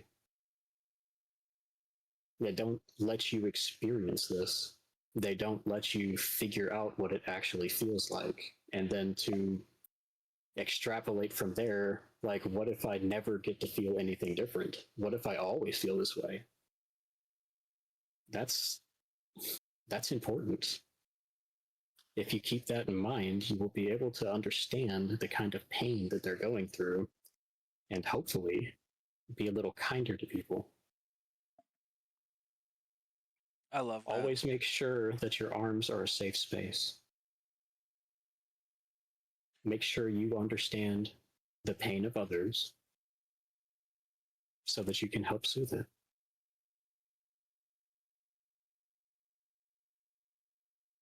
All right, so I'm going to flip the script real quick. Okay. we're gonna At that point. We're gonna flip it a little bit. We're almost to the 2 hour mark, and there's some stuff I wanted to go over, and I know there's some extra stuff you would like to go over too. Yes, sorry. And hey, you don't apologize. No, never apologize. You have said some of those like real and profound things that I have heard. I honestly, I've gone up to this point in my life, like there's only a handful of people who I have met throughout my life who can understand me and understand the plight that I've been through as well as you have explained it here today. So I appreciate you as a whole. Like in general, it's been a absolutely beautiful talk. So don't you dare apologize for sharing your knowledge on the matter, because it's all in to help people take that step forward past themselves to understand and make a safer space, not just for me, not just for them in the chat, but for everybody. Like, and it's wonderful. Oh, hold on. Danny. Sorry, that was a concerning comment. Danny. Danny says, I'm partly trying to disconnect from this conversation since it's hitting me in places I don't like, with the whole what if I always feel like this. So I'm trying to disconnect now. That wasn't the purpose of this. And the fact that that hit you so hard, I am so very sorry. I did not mean to hit a sore spot, but unfortunately it is a risk whenever we're talking about these mental health type of things. I understand if you need to step back. And I do. Danny, I would also like to point out that if and correct me if I'm wrong. All right, correct me if I'm wrong. I don't try to push people anywhere. I don't try to push people forward. I like people to take their own steps. But if it hits you in your heart, then maybe, and I know it's uncomfortable, but maybe you need to be here. Maybe you need to hear about these things because it might help you. It might help you understand yourself more. It might help you help you grow and head towards that destination. Because Danny, I know you feel that way. I know you feel that, like, what if I always feel this way? I can promise you, from somebody who's went through it, there's ways to stop it from always feeling that way. There's Oh, there's yes. there's ways to fix that feeling. And that's what we're here talking about today. The ways to make yourself better, the way to fix your heart and for everybody who doesn't need to fix themselves, for everyone who isn't feeling this feeling, ways to open up their arms to help those in need of this feeling. No, No, no, Danny, Danny, you are stop saying that you're being perfectly too sensitive. fine. You are perfectly fine. Actually, I love that you're saying these things, because you're you're expressing what we are here to help with. Yes, the purpose of that entire segment I just did was trying to help with understanding, and I do understand that it hit a sensitive spot, but I believe it also is an indication that my words are true and they ring true with you, which means that my understanding is It's on point. complete.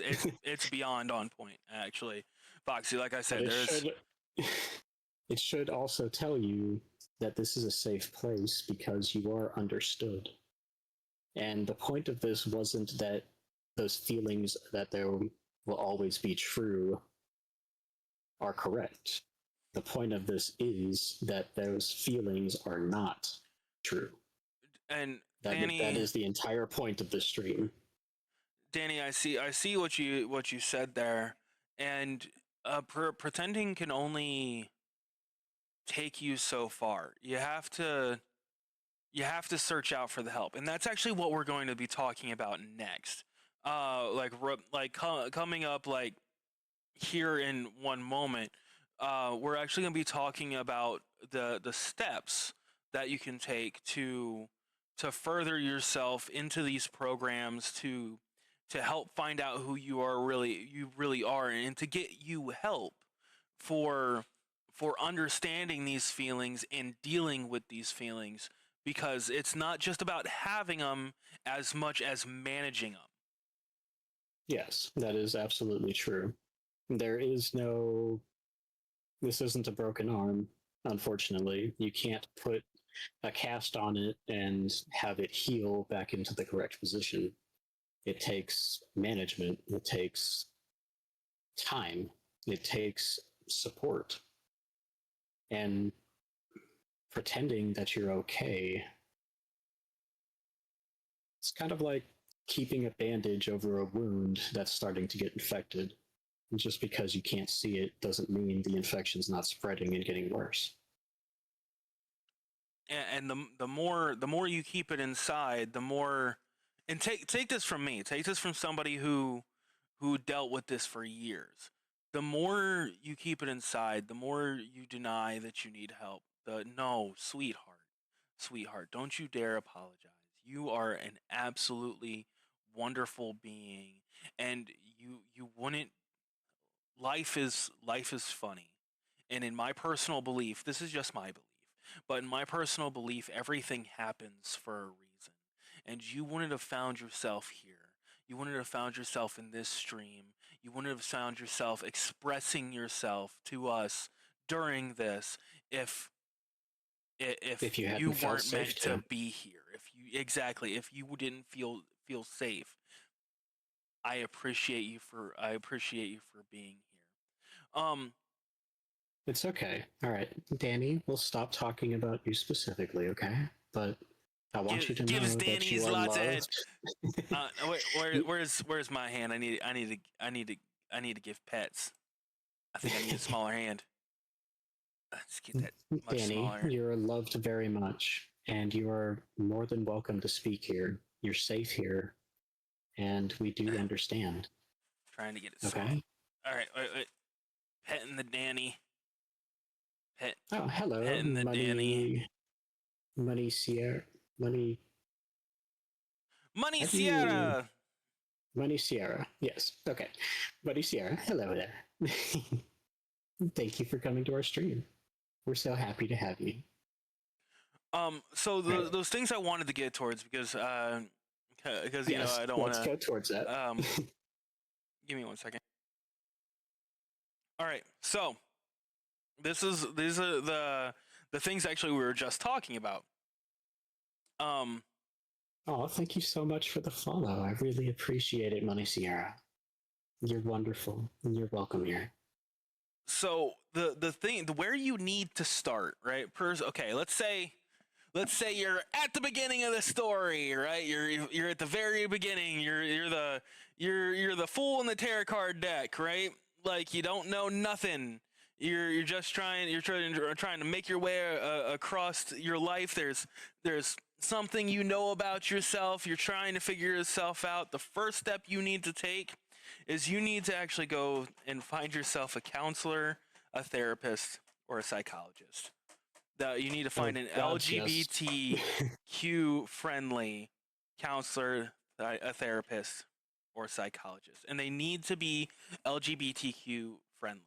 And the reason why I'm suggesting this is because they will help you, like we were just saying a second ago, manage and help you with your emotions.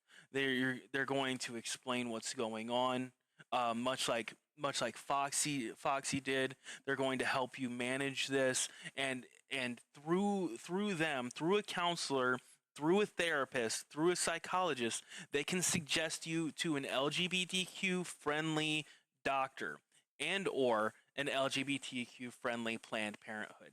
That is where you can start your journey on HRT if you want to start on HRT. And I do want to add on here that going to see a counselor or a psychiatrist, so very often in this, yes, King, you did give a lot of love and support, and I appreciate it. I Much hope you love. have a good day.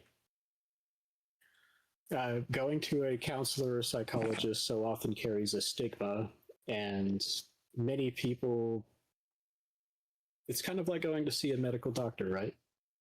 You go and see a doctor if you're hurt or if you're sick. You go and see a doctor because you have a specific injury. But even people, the same doesn't apply to a psychiatrist. There doesn't have to be an injury you can point to and says, this is what's wrong with me. Fix it. That's not how psychiatry works, but so often the stigma is that I can't go to a counselor, I can't go to a psychologist because I don't know what's wrong with me. That is a very deep misconception that keeps a lot of people from seeking psychological care. Even if there is nothing wrong with you at all, going to talk with a psychiatrist has often been noted as being an extremely helpful thing to do because that psychiatrist will help to guide you to see problems that you haven't seen in yourself. Because looking at yourself from a first person perspective is only it's only of limited use, and so many times things that you think aren't a problem can end up being a problem that are actually hurting you. And a psychiatrist will help you to identify that problem.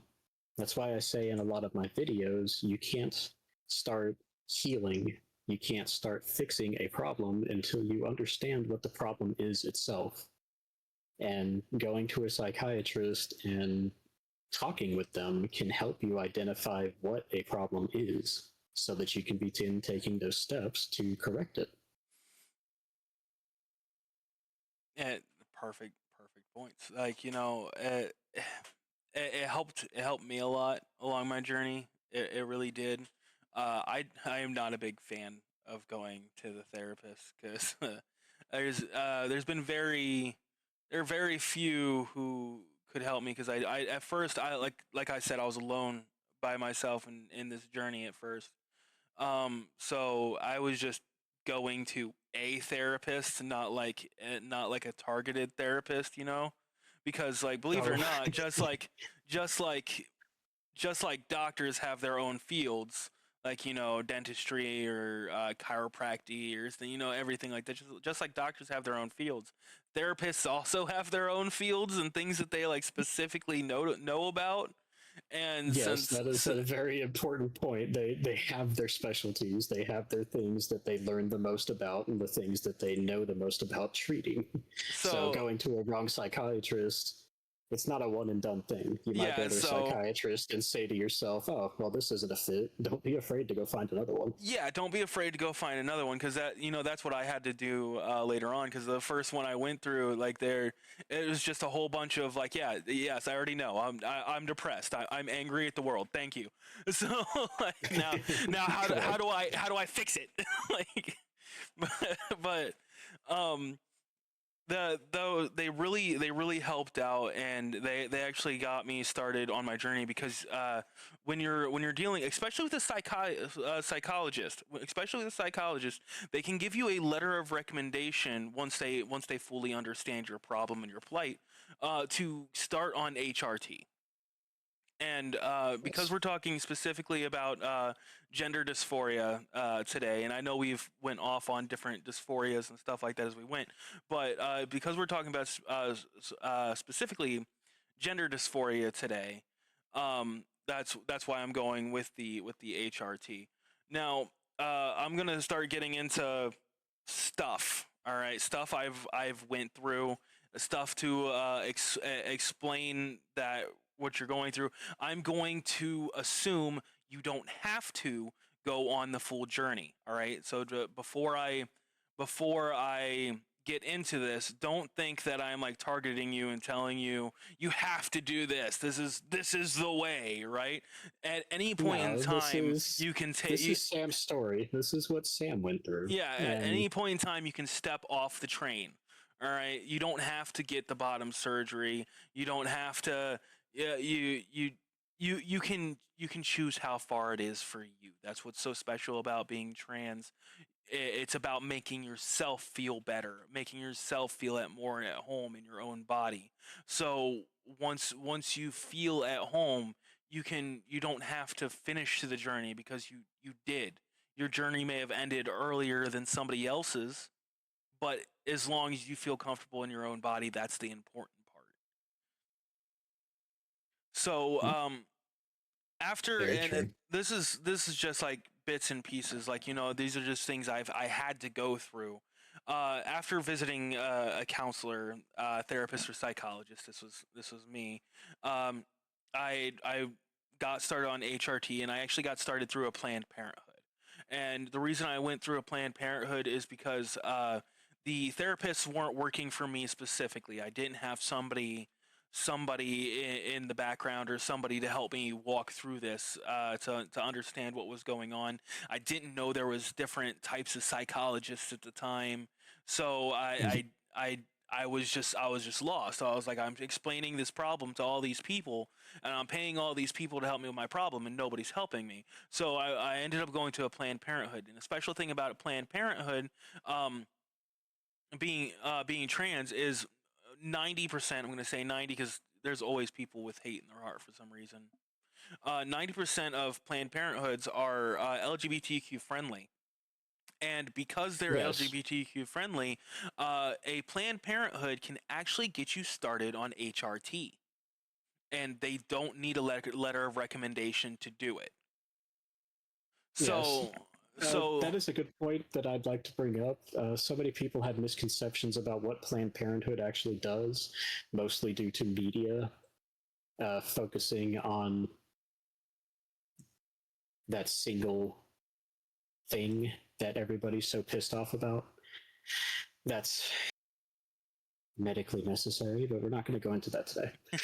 A Planned Parenthood is not simply for pregnancy. It is a directory of sorts. It is a place, many of which are LGBTQ not only friendly, but specialized in order to help with problems related to that community. Going there even if you don't seek treatment from them, going there can be a great place to figure out where to go. They're a great signboard. They know the places, they know the resources, they know where you can go, they know who's specialized. Going to talk to the Planned Parenthood people, there's so much more than pregnancy care. There's so much more than what the media likes to focus on.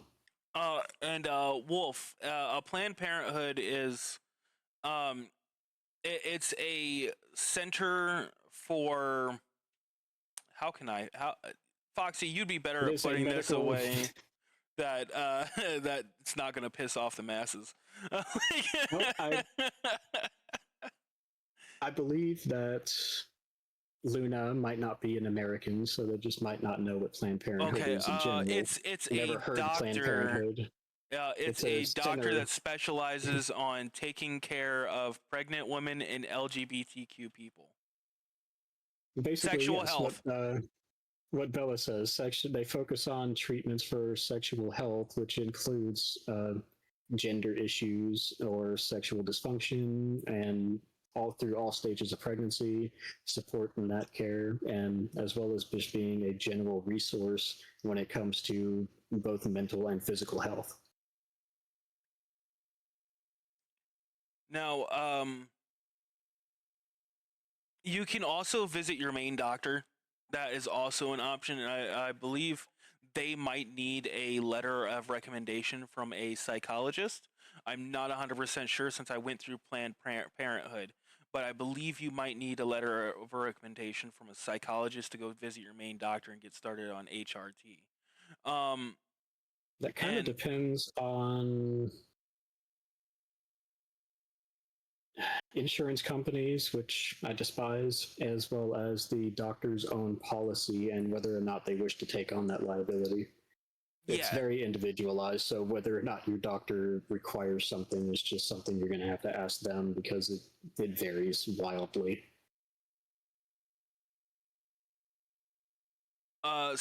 things. Now I'm gonna take a little sidebar here and explain things that you're going to experience. Because if you're to the point of being on HRT, there's a certain list of things that you are going to experience that that are just unavoidable, right? Once you start taking the pill or the shots, I take the shots because I'm not responsible with pills, like at all. I'm like, did I take one today? Fuck it, let's take another one. I started taking the shots because it's once a week, and I can remember once a week. Whether or not I've taken a pill today or not is just like, if I Oh don't take God. it, I'm in trouble. If I do take it, I'm in trouble. So, like, so Luna says every time I hear the health system you use, it makes me angry and sad. Just look, it's we're so angry and bad. sad about it too. We're Don't get we're me angry and started on sad this. about it. Yeah, yeah. I It's a could long rant for it's a long fucking road. hours But honest, about how much I hate our system, if we but could break it down and rebuild it, that would be beautiful. But unfortunately, people have money and a lot of it, and it's easier to. You know what? That's just where I'm going to stop that one. But yes, like I said, I could rant for hours oh about the yeah, stupidity of our system, oh but yeah. It's let me just give just us say free that we are healthcare angry and already. sad about it too, Yes, it and was we would very change sad. it if we could. Um, and I'm gonna say MTF and FTM. What that stands for is male to female, and FTM is female to male.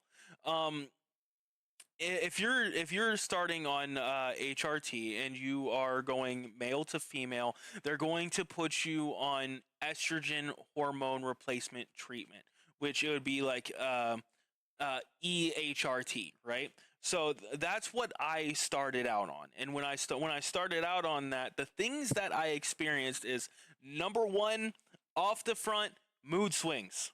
All right, I suddenly had all of the rage of a pregnant woman and all of the cravings to come with it. There was like some weird things that I was eating consistently. I don't know if you've ever dipped a pickle into peanut butter, but it's great. But Medically speaking, to add to this, this is caused by the increase of estrogen alongside the testosterone already in the male system. Yes, The reason you the reason you have the cravings is because when a woman gets pregnant, their testosterone actually increases as well, and it causes a lot of the same weird cravings that pregnancy would have.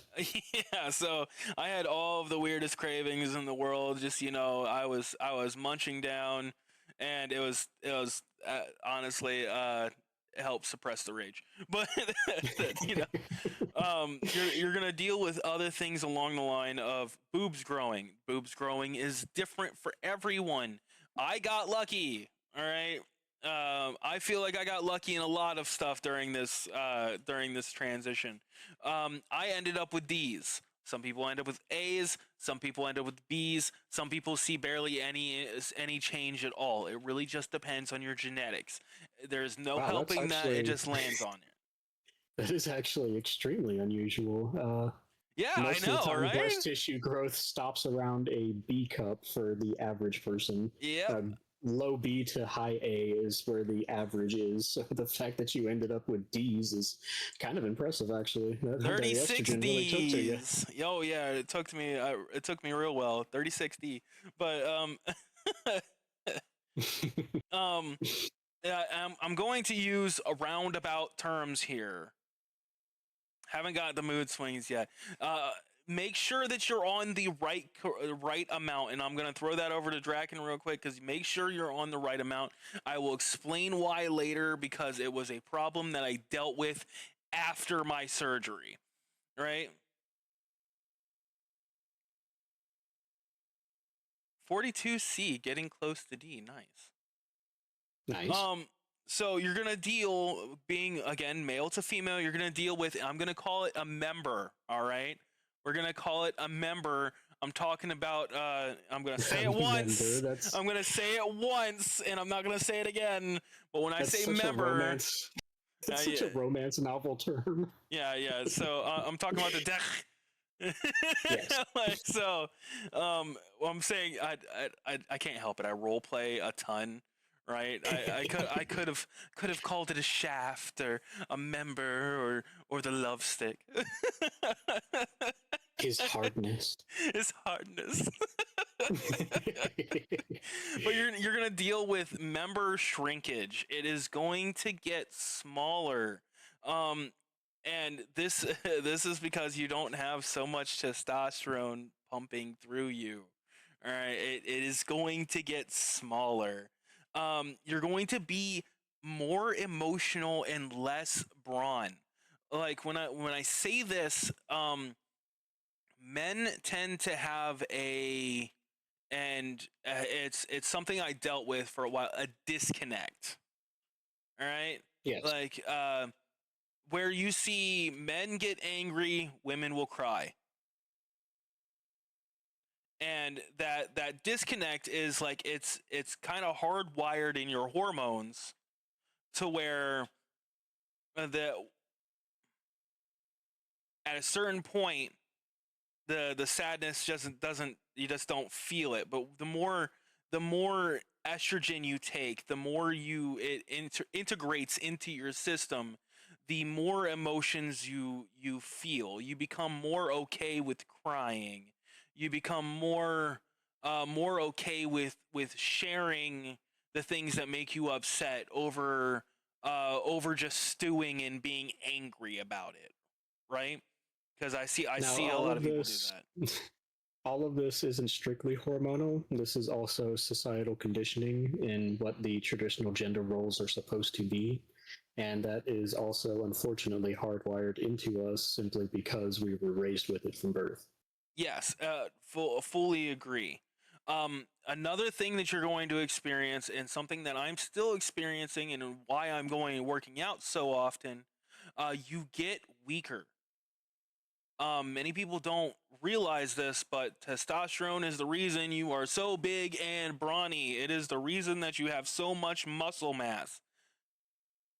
This is actually a good point because Draken Hunter actually.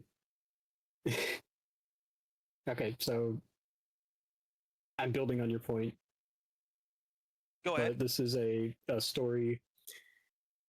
Uh, Draken Hunter had come over to help my wife with building a bed, and the ability, her ability to lift an object above her head was uh, very lacking. And Pixie was wondering why that was, and I'm like, well, Draken Hunter is about in the 6 to 1 year mark. That's about when the physical muscles get the weakest. And HRT, when that happens, around the 6 month to a year mark, you may find that you are extremely weak physically. And that is because your body is making the full change from testosterone to estrogen. Your testosterone is basically non existent. Your body is flooded with estrogen. And that is the period of the greatest amount of physical weakness. So it's only to be expected. If you experience that, it is actually a natural course. And then on that, with that weakness, benefits come though. When you start hitting that, I don't know the time period exactly like that. I wish I knew exactly what that time period was you were saying, but uh, with that weakness, you actually get some benefits. You actually, because your estrogen is more flooding your body begins to create more feminine features. You get better hair growth. Unfortunately, and this is a lot of people expect their voice to get higher. Your voice does not get higher. Um, it is not a thing. I went through the whole process. I wish I already had a sing-songy voice and kind of a girly voice to begin with. And I feel like I caught myself pretty early when it came into starting on the HRT and everything, but the voice does not get higher.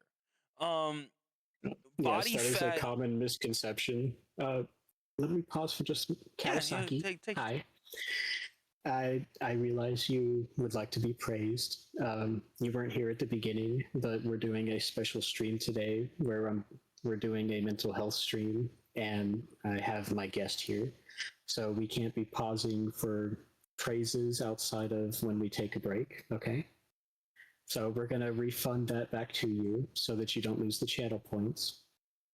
I can't I can't do the praise right now, but I am so very happy that you're here and I'm happy to see you. Okay? You're so wonderful, Kawasaki. You're wonderful. I'll give a little bit of praise. Well, thank you. Hey, welcome, welcome. And you get to keep the points. Yes. A next thing that you're going to experience, and is what I'm focusing on right now. Yes, only female to male has the voice change, but we'll get to that here in a second. Um, you start to experience body fat moving. All right, little known to most people, but body fat is actually very based on hormones. So where the body fat collides in your body, where it collects, is very dependent on what your hormones are telling it to do. So now that you're getting It's fine, Kawasaki, I promise. I was just explaining it to you. once your body starts to acclimate and get all that estrogen running into the system, from male to female, like belly fat, side fat, stuff like that start to move more towards the butt and rump area, and more towards like the breast area. You start forming towards the areas and getting kind of the curves that you're aiming for. That's not saying you don't have to work for those curves. I'm just saying I work out a lot. It's you have to work out for them curves, but Yes. you start to get the body And fat begins to move.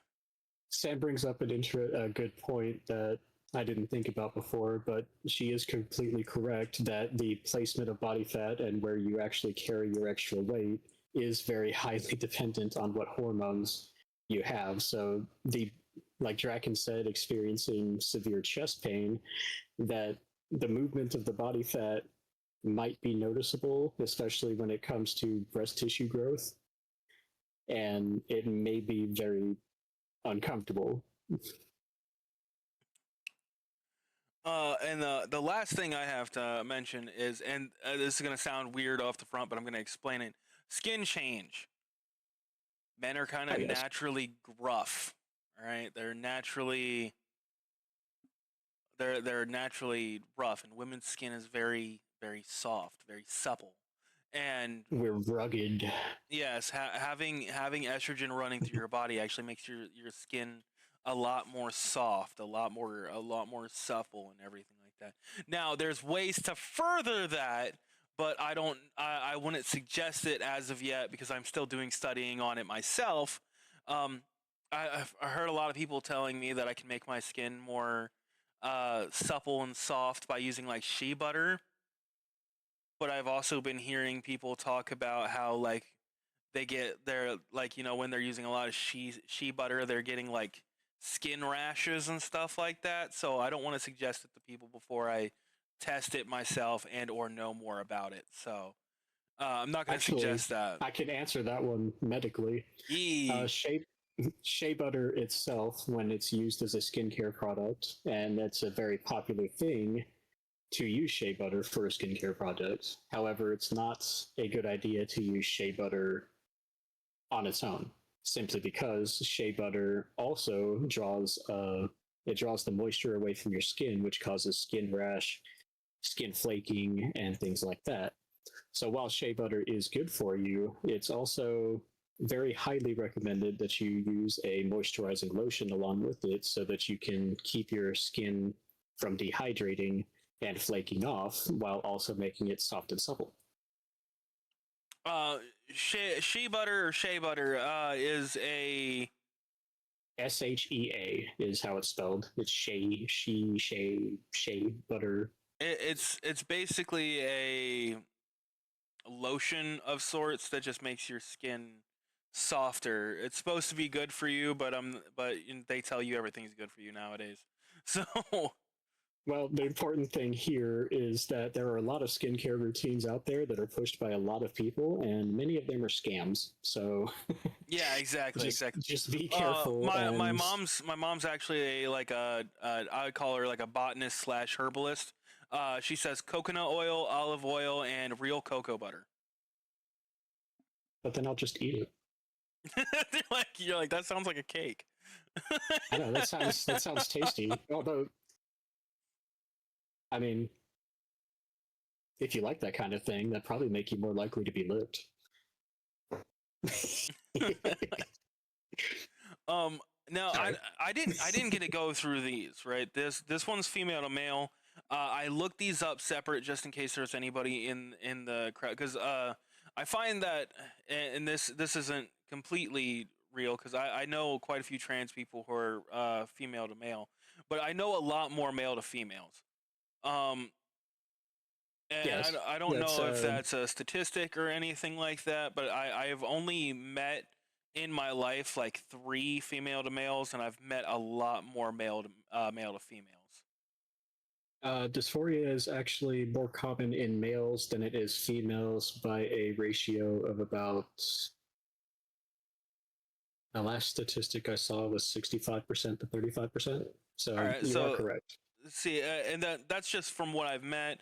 I could just be like being or hanging around the wrong crowds and not being able to meet them. But this is for Well, the you also people who have are to take going. that with a grain of salt because female reporting of health issues is notoriously unreliable simply because it's not the fault of the females alone, but this is a big problem in the medical community where many times the female side of medical conditions is often ignored or misdiagnosed as something else.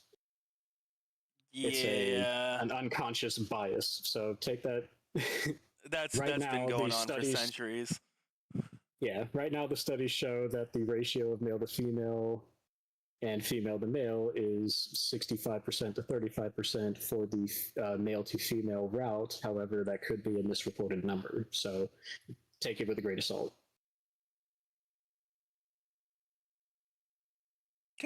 Anyway, sorry. Congratulations! I was saying Oh, Kowalski's getting their license on Kawasaki's getting his Kawasaki. license on Tuesday, or her license on Tuesday. Good job, Kawasaki. I'm so proud of you. So the female to male, as Draken mentioned earlier, the voice lowers. Doesn't go the opposite way. I wish it doesn't. you know, ah, but Bio- it doesn't go the opposite biologically, way. biologically, there is a reason for that, and that's because the females have gone through a female adolescence where their body has developed under the influence of estrogen, and males have gone through adolescence going through the transition for male. And unfortunately, those structures are largely permanent. However, in order to produce a lower register of a voice, it requires tightening of the or requires kind of rigid vocal cords, which don't loosen up later on in life. However, female to male, it causes, when you're taking testosterone, it causes a tightening of the vocal cords. And yeah, that's the reason why their voice can go down lower, is because their vocal cords tighten and bring them down into a lower register. But yes, But does yes, work female to male, does not work male to female. You yes, get unfortunately. increased muscle, much like the opposite, where the male to female was getting weaker. The female to male gets stronger because testosterone, and it's a bodybuilding hormone. It will build the muscle and it will build it quickly. So I'm not sure if many people know this, but when you hear about anabolic steroids, about people taking steroids for muscle growth, what that actually isn't actually a steroid. It is that they're over injecting themselves with testosterone because testosterone causes muscle growth. yep. Yep, that's where a lot of bodybuilders go. Oh, and then the opposite hormone can sometimes help build too. Like, Oh, especially if thank you you're a so female. much for the follow, Mr. Axel Bucket. I appreciate it. Welcome. The next thing is going to be body hair growth. All right. So normally, as a female, you don't get much body hair growth. As soon as you start taking testosterone, it's gonna be all over. All right. It's gonna be everywhere on your face, pits, sometimes chest. You're gonna get a lot of body hair. That's just how it works. Testosterone is a hell of a thing. It is going to change your body a lot.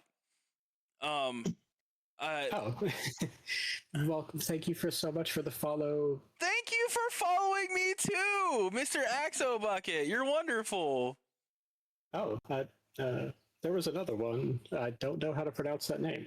But yes, you are welcome here too, and thank you so much for the It's follow. Balheed. Hi, Balheed. What's going on?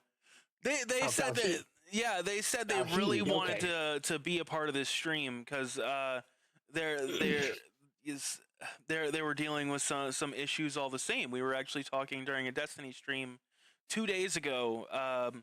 While I was streaming, they stopped in and we were having ourselves a nice conversation. And I was actually mentioning about this stream because we were going to be having this mental health stream today. Um, Well, this is not going to be. Oh, thank you so much for the pen. This is not going to be a one-time thing. This is going to be on different mental health topics. So this first time, this is our introduction of me and Sam launching this little project together. But this will not be the only time. oh And no, we will be. there's gonna be much others. We're gonna go over so many different ones. Our goal here is to help people understand issues and to help heal them or help people find ways to heal themselves. Yes, and a big part of that is including people who have differing perspectives and who might be struggling with the current topic or have struggled before so that we can get their personal feedback.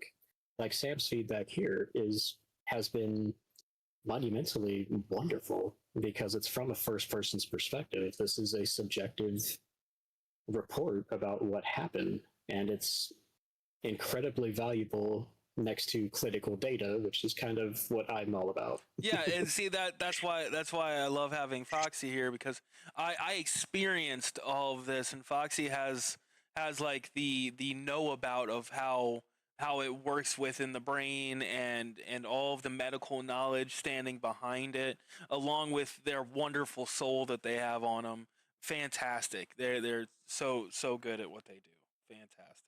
Should make it into a podcast. I've never actually understood what the difference between a podcast and a stream is. Podcasts are done kind of alone, right? So you do the podcast alone, and then you post it out to a podcast would be more like YouTube, to where like Oh, you're I see. yeah. So It's kind of like a pre-recorded video. yeah, pre-recorded and then posted to where Twitch we're live right now doing everything. So Oh, some I see. podcasts Okay. can be live, but not very many are. Gotcha. The next thing you're going to, and I'm going to use weird terms again. All right, I just don't want to get too vulgar on this stream because this is important to me, and I feel like vulgarity can throw some people off and like run them away. I tend to be kind of vulgar myself. I speak like a sailor, so I'm being a good noodle today. I mean, I still have this labeled as a +18, so it shouldn't be too bad. I also have mine labeled as 18, I hope. But I think. Oh, hello, Tabline. Thank you for coming. Hi, Welcome. Tabline. Good Mythical Morning is a good example. Good mythical morning. You're going to gain an increased size of your love button. Oh, yes, that is actually a fairly good point. When Okay, so we're going into developmental physiology here, but when you were born, you don't actually. What comes first is female. You are starting with a vagina. And then to use Sam's word, the member actually grows from what was once a clitoris whenever the hormones take over and you are made male. So when you start taking testosterone, what was happening in developmental, in utero when you were being gestated, starts happening to a lesser degree on the outside, but it still starts happening.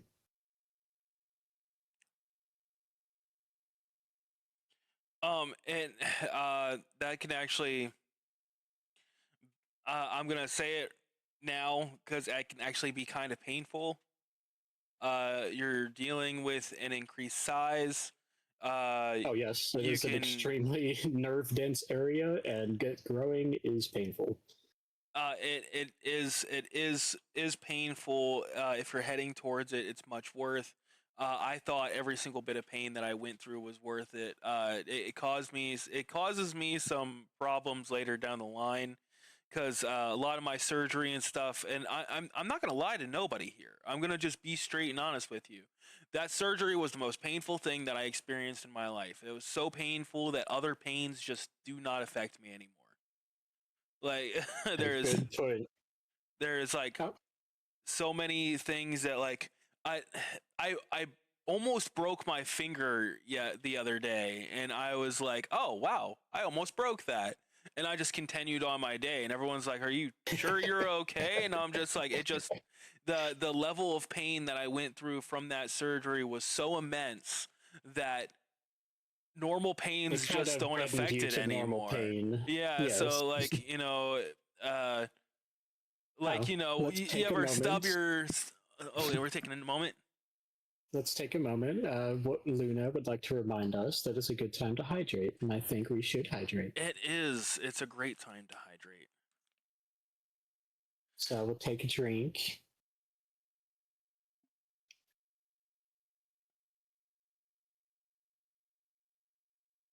Thank you, Luna, for the reminder. Thank you, Luna.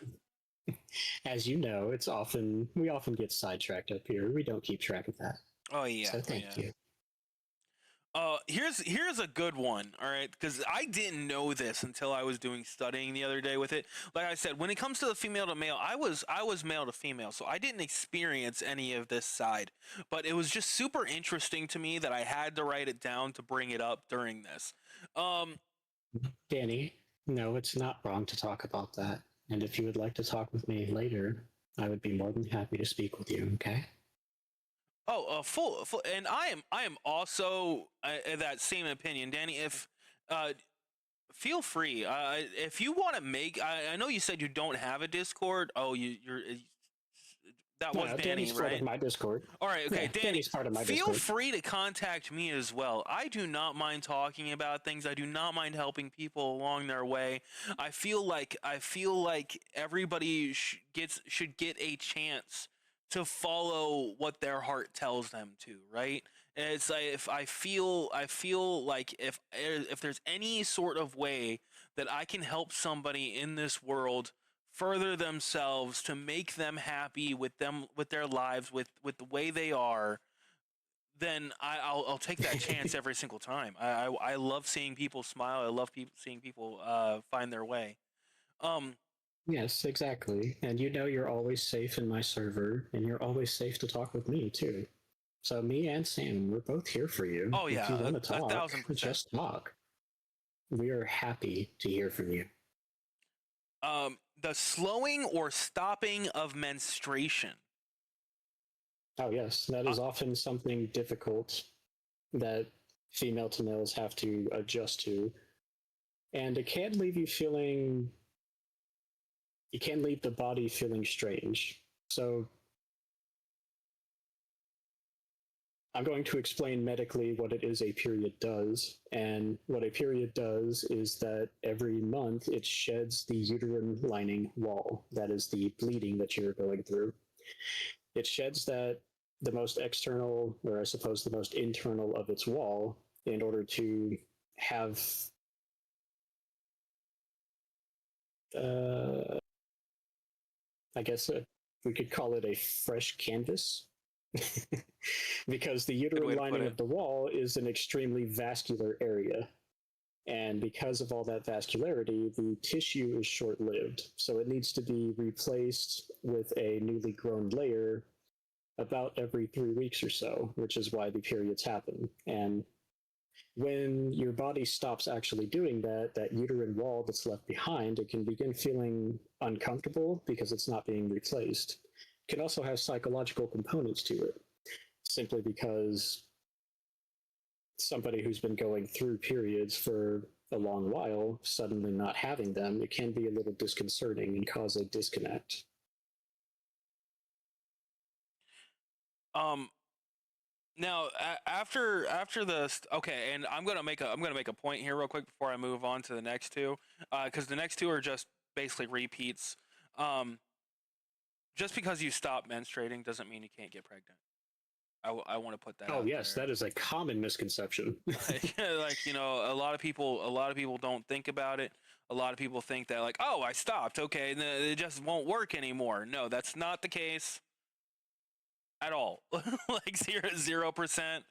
I don't care what media tells you. I don't care what a meme somewhere tells you. You can still get pregnant if you stop menstruating. It's Yes, you it's absolutely can. Don't think that you're safe and stop using protection. And because that's gonna even if put a it, whole damper in your whole path because they cannot do the surgery while you're pregnant. They cannot do the surgery. They cannot do the surgery within a certain time point after you've had a child. You might need to restart HRT from the beginning. And go another year because you're gonna have to stop HRT in order to have the kid because you need the estrogen hormone to yes, do and even all of if you that. did continue to with the HRT, the massive increase in both testosterone and in estrogen that happens in pregnancy will simply overwrite what you're actually putting in. Yeah, So, exactly. DNA will always prevail. Like when your body yes, tells something to happen, it's gonna happen. Like so, there's some things that you just can't stop, and that's one of them. So be super careful out there. Always use protection. Use double protection if you can. Um, yes, the last two things for the female to male is the same as the other time. The body fat moving and the skin change. You're gonna get more gruff. Um, but I'm well, gonna move. Yeah, speaking go. of the fat moving, something I forgot to mention is the fact that females have a fat layer where males do not, and it's in an area called the mons pubis, which is above where your sexual organs would be.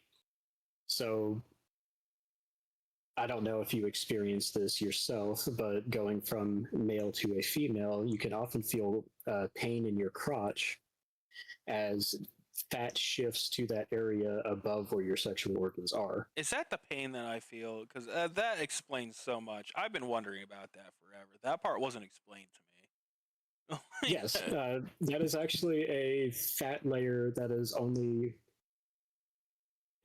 present in females because the vaginal area, and that's God, how to explain this as non-sexually as possible? It's the cushion for the pushing. Guys, understood. That was a good. That was a good way to put it. That was a great way to put it. But yes, it's the cushion there that is meant to protect the pelvis from actual trauma during intercourse.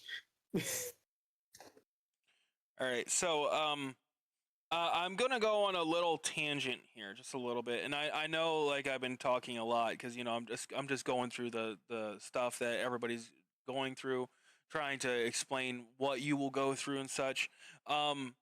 But after HRT, there's the next step would be going to talk to a doctor. You want an LGBTQ safe doctor of an actual hospital that's going to do the surgery. They're going to ask you questions. Now, before you get to surgery, there's some things that you're going to need. You're going to need a letter of recommendation from two separate psychologists, one with an MD, one with a PhD. They have to get your name correctly. They have to get your gender correct. If they cannot get your gender correct, they will resend that letter, and that's restarting you. You have to restart over at the beginning. I went through that. It was a pain. Like, yes, the bureaucratic loops are something you need to be absolutely sure about. You need to make sure they have everything. They will turn down a letter and be like, go wait another year. That happened to me. It sucked. They're not shy about booting you to the back of the line. Oh, thank you for the paddings. So you're gonna need a letter with a letter of recommendation from a psychologist with a PhD, and another one from a psychologist with an MD. You are going to need to be on HRT for at least a year. More is better, but at least a year. You're going to have to visit that doctor regularly because they're going to check up on your progress to see everything that's going on. You're going to have to go get what's called electrolysis. Foxy, do you know what electrolysis is? Yes, electrolysis is basically a medical procedure that is done in order to. Oh, hello, Tabline. Thank you so much for the follow. I appreciate it. Electrolysis is a medical procedure that uses electric currents in order to get rid of hair-growing follicles. I think I might have to go back a little bit and say that might have been the worst pain I've ever felt in my life. I don't like no. The surgery the surgery was definitely worse, but I don't know if you've ever been tased in the gooch before. The gooch is that little piece of skin between your private parts and your butt, right? Wait, I don't know. Sorry. Are you saying you've been tased in the gooch before? Yes, I have actually. Yes. Oh my god! Sounds horrible. Well, the electric current is basically a little taser, right? Oh yes, I suppose that is true. Yeah, it is an extremely painful procedure, and it's often it's not great compared to being given a tattoo. Except I would have accepted a tattoo twice over. At least a tattoo, I get something out of it. But I mean, yes, that is true.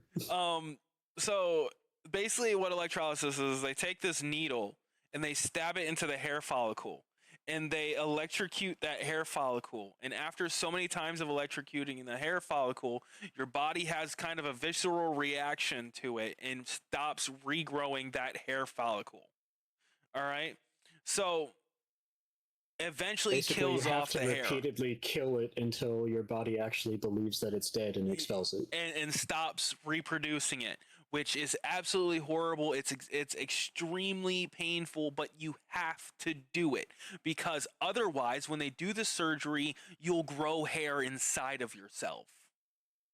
All right, Danny, I'm taking a drink and I'm stretching right now, I promise. Also, taking a drink.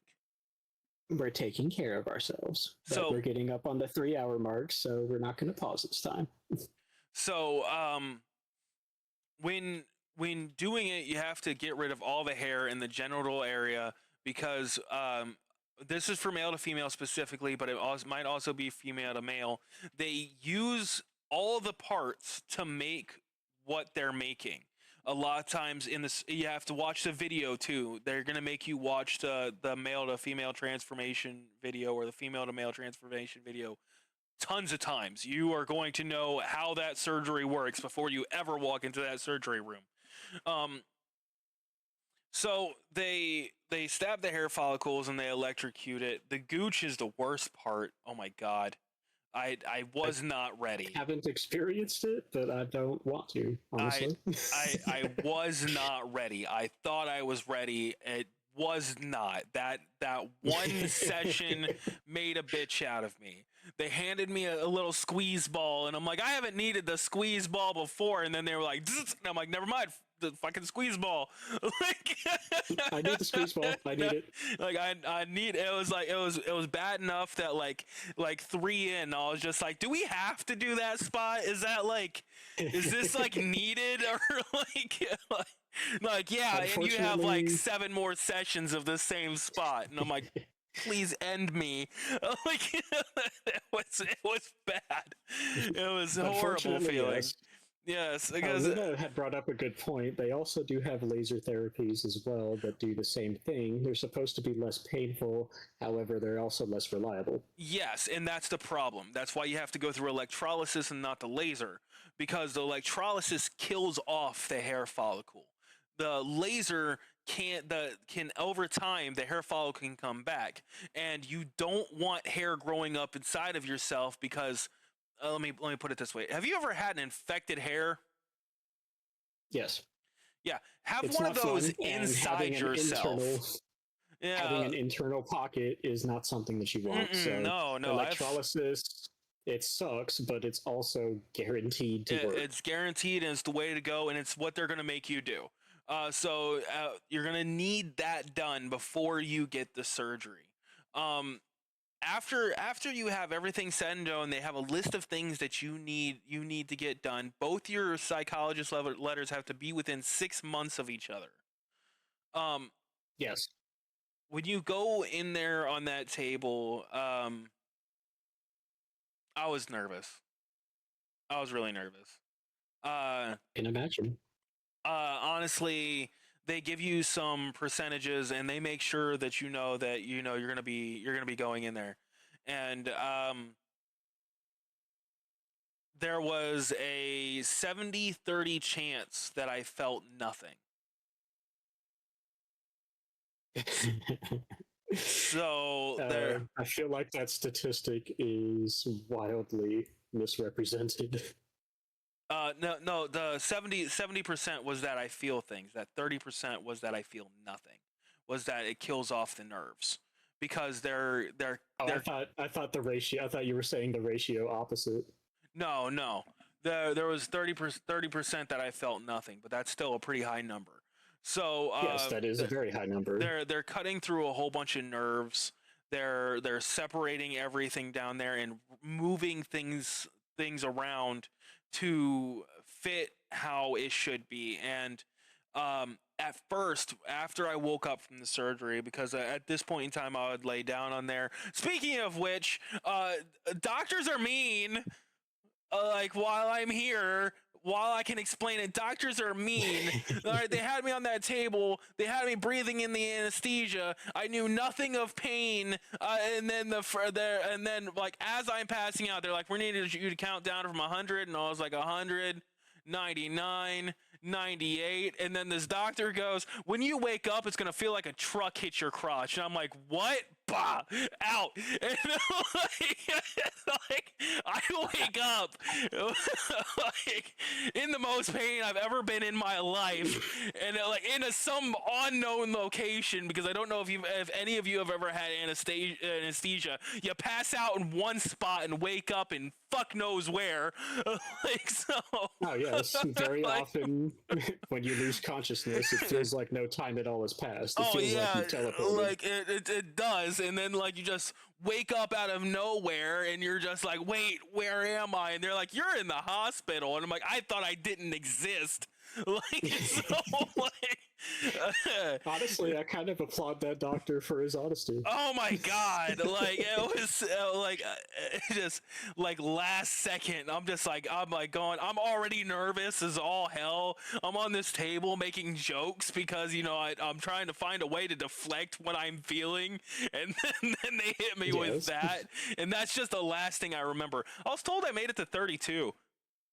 I only remember like 97, so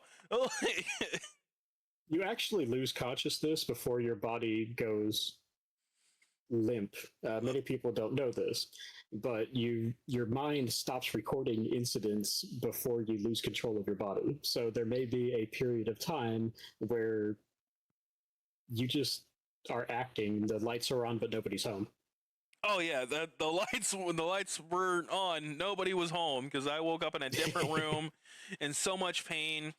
Uh, Another thing I'm going to point out, because God, accidents happen in hospitals. All right, you're in a hospital, expect it to be crazy. Because, like, you're dealing with this right now, right? But 2 doors down, they're dealing with a heavy surgery where somebody might die.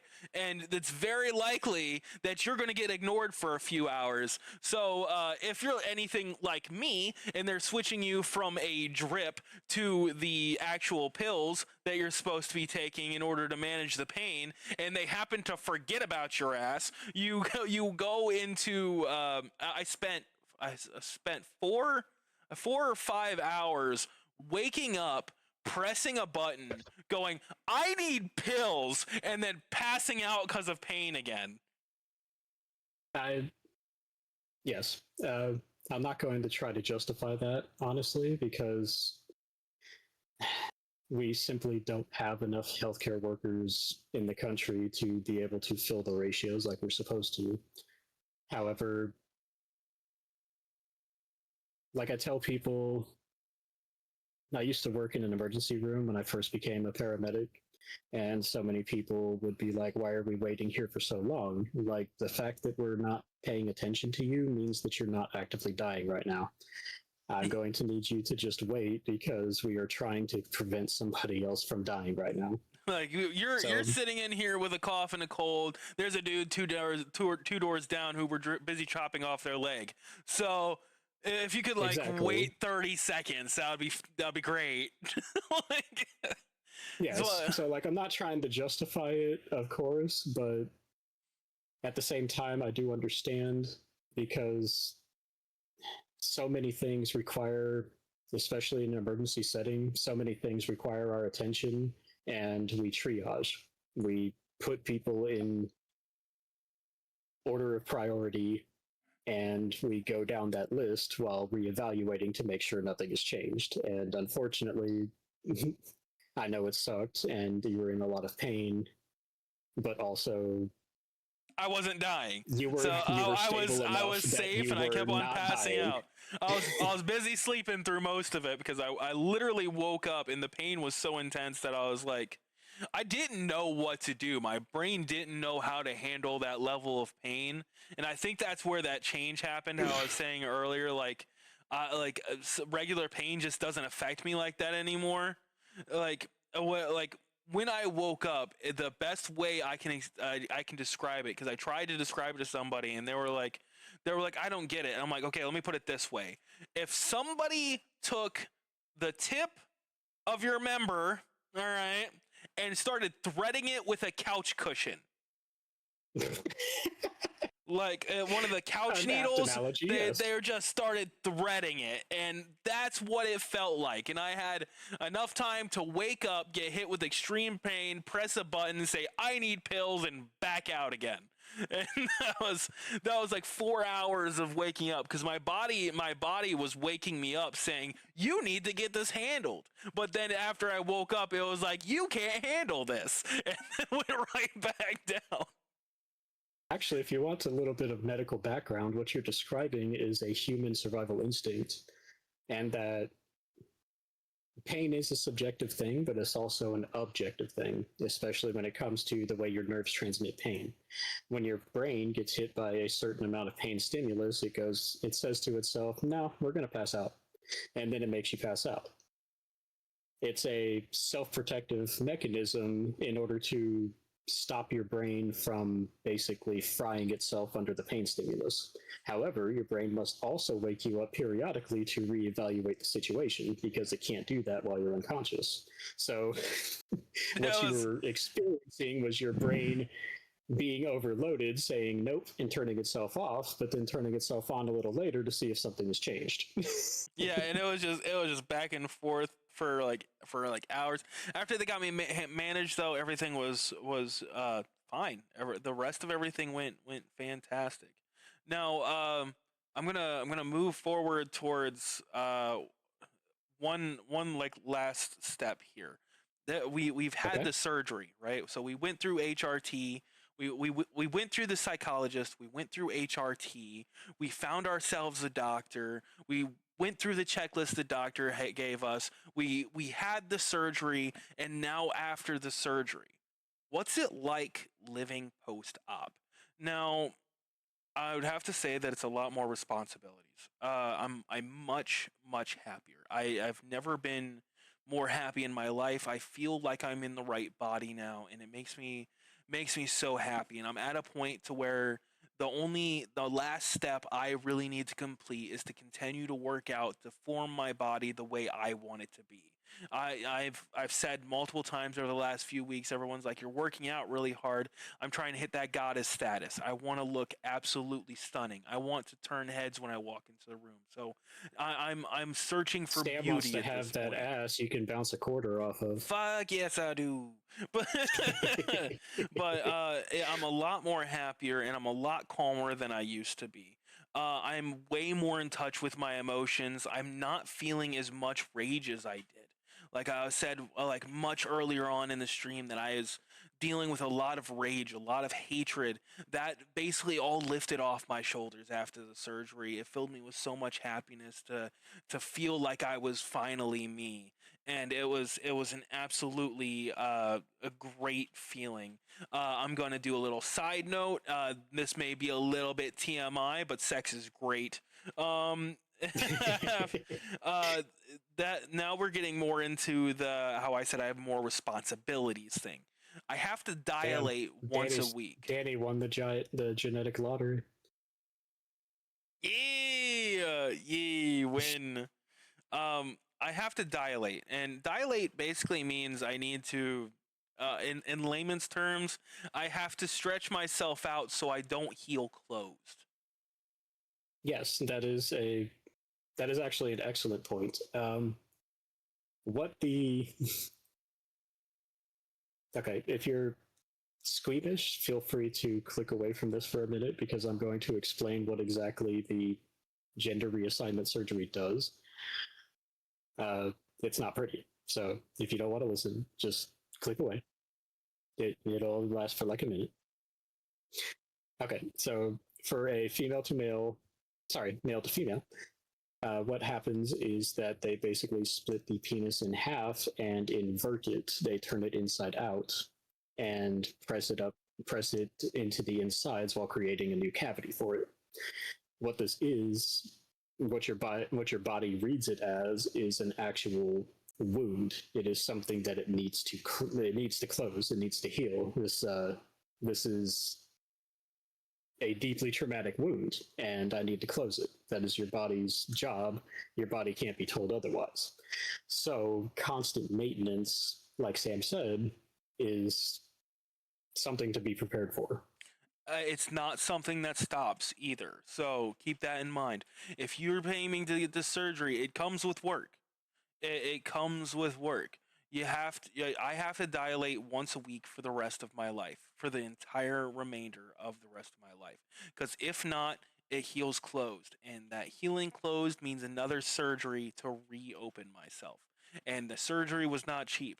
The surgery came out to about $150,000, and that's with all of the steps in between, the HRT, Yes. the therapy, the doctor's visits, the everything together came out to about $150,000. Can be covered It's by an extremely insurance. it is an extremely expensive process, and as Sam said, don't let it close. Just because you have the surgery again doesn't mean the results will be the same again. Yes. That risk of losing all sensation down there, Sam got the good odds, got that 70%, and she managed to keep her sensation. If she allowed that to close and had to go through the surgery again, there's a whole nother risk of severing those nerves and killing them. Um. Yeah, that's 100% true, which terrifies me sometimes. But Just because I'm keep always up with just the like, maintenance. That's I fine. always keep up with the maintenance. I got to. Yes. And So, I'm trying to reiterate it's important to keep up with that. I also have to continue to take my hormone shots. I no longer produce testosterone. That is something I don't produce any longer. I don't have the parts to produce that any longer. So, Yes. And you also don't have the natural biological equipment to produce estrogen either. So, yes, you will be.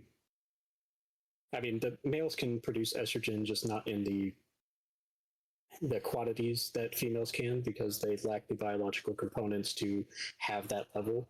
So, yes, you will always be dependent on external hormones, which can sometimes also include taking testosterone supplements as well, because nobody actually just lives in a state of one or the other. Estrogen and testosterone are always mixed in everybody's body, oh yeah. except in one extremely rare medical case where of basically chromatic hermaphrodism, where somebody came out only with the genetic signature of a female that was purely female. It was an odd case and kind of a once in a species thing. Draken, I can't guarantee that as I am not a doctor, but on that same point, I would go and visit a doctor and check because it could be a mass of different things. It could be you maybe worked too hard and you stretched a muscle. It could be from the HRT, or it could be from some outlining factor that doesn't equate into anything. You Damn, know, Sam, Daddy even has natural eyeliner. That's damn. says what? I want natural eyeliner. That'd be awesome. I want to look like an Egyptian princess. Daddy's so pretty. um, Along with having to take the hormones once a week, I still have to keep active. Uh, because I don't produce testosterone anymore, and I only inject uh inject estrogen into myself. Estrogen, unlike testosterone, where it's a lot of muscle gain, estrogen is a lot of fat gain. So if I'm not active, if I'm not pushing myself to lose weight, I can gain weight extremely quickly. Which in some cases can be a good thing, especially if you're trying to build your ass or something else, but it can very easily get out of hand as well. Yes, and see that's the problem, is the getting out of hand. Now there's one final thing, because that pretty much ends my notes. Besides a few other like outlier things here and there, right? But I encourage you, and I encourage everybody who's listening, everybody who showed up to the stream, everybody who's watched later, everybody who sees this into the future. Make sure it's right for you. There's no time Absolutely. limit. I've said this twice now. I'm saying it a third time because you guys need to know there is no time limit on figuring yourself out. Don't feel rushed to come up with life's answers. Find what best fits you. You don't need to rush into a decision. Let yourself And think it out. also, don't let yourself fall into the sunk cost fallacy. And for those of you who don't know, the sunk cost fallacy is the tendency of us as humans to, when we put enough work into something, be stuck continuing to put work into something, even if it's turned out to be a horrible mistake, simply because we've already put so much work into it, we can't stop now.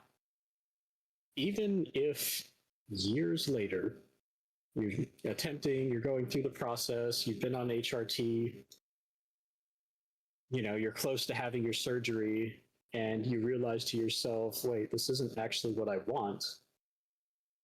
Don't let yourself fall into that sunk cost fallacy. It is perfectly okay to change directions. It is Perfect. perfectly okay to just stop and Like reevaluate. like I said, you got to make sure it's right for you. It's and I encourage you to take a couple extra years. All right, you got to set time. Right, you're like, I want this done by 20. Wait till 25. Take a Yes, and couple make extra sure give years. yourself plenty of time. Make sure that last permanent step, all other gender affirming care, it's temporary. It can be reversed. That last step is not It is temporary. Do not not not try to temporary. rush it. You just, Make sure. you don't want to end up with a decision that you weren't ready for, and that decision comes with risks. So like I said, that's 70-30. There was a 30% chance that I woke up feeling nothing. Speaking of which, while I'm there, I thought I didn't feel anything after the surgery. I didn't think I could get off. It took me, and I'm gonna say fondling, right?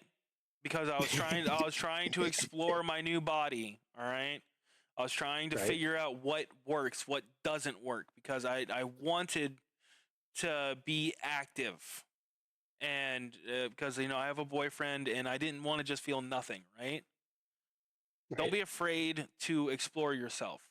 It took me 8 hours of continually searching my body to find the spot that fit well with me for me to be able to feel again. And every single time after that, the time cut down. So, like the first time, it took me like 8 hours to get there, and the next time it took me like 6 hours. And the next time it gives you four. The more you use it, the more you feel around to find it. It's like riding a bike. You have to teach your body how to do it again. Yes, that's the goes along with the pathology of healing that wound, like I was talking about earlier. The body the body heals the way it's told to, and sometimes that isn't exactly the way we would like it to. But it also is able to adapt. So finding that nerve, stimulating the area, will cause nerves to be regenerating and to hook up into the nervous system. Even if you don't feel anything right away, your body is still healing, and your body maybe just needs some time to recalibrate and some gentle stimulation on your own in order to show it where exactly it should be growing these new nerves.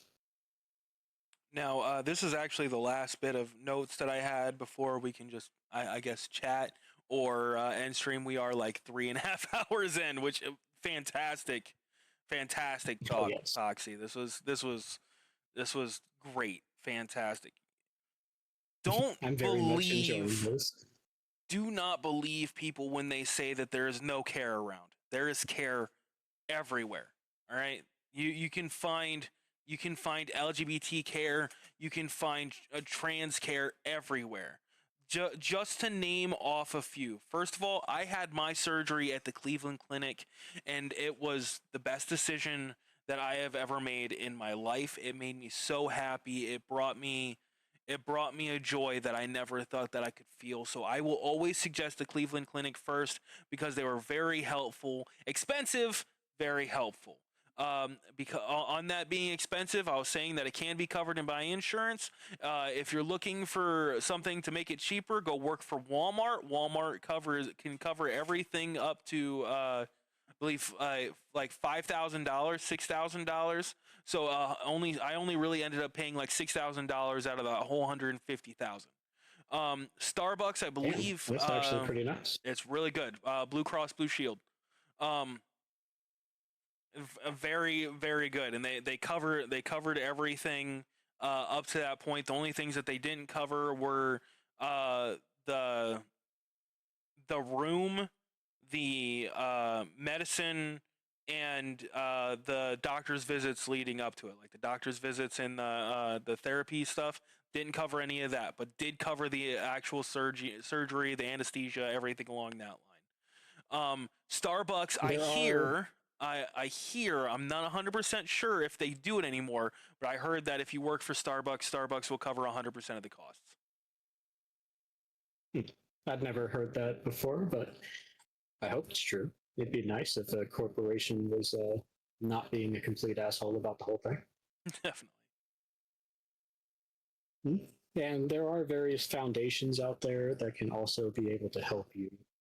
Um, it might not be a full cost cover type of thing, but even just for information, even just for finding the right resources, explore the options. Don't be afraid to go somewhere else if something doesn't feel right with who you're currently talking to, and make sure to look for those resources. Don't, like Sam said, don't believe somebody when they tell you that there isn't care available close to you, because A, they could just be wrong, B, they could just be lying to you because they don't want you to get the care you need.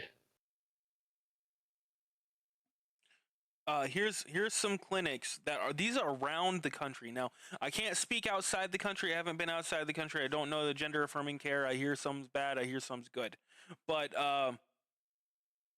my Mayo Clinic in Minnesota, The Mayo Clinic. Mayo, the John Hopkins Medicine, that's in Baltimore, uh, Rush University Medical Center. This is all places that do the surgery, so they'll be able to help you.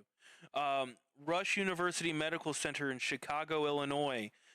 IU School of Medicine and Clinical Affiliates in Indianapolis, Indiana. Uh, uh, I don't know how to pronounce that. Eskenazi Health, Indianapolis, Indiana. Dignity Health Hospitals in Arizona and California. Denver Es- Health in Denver. Eskenitsu? Hmm?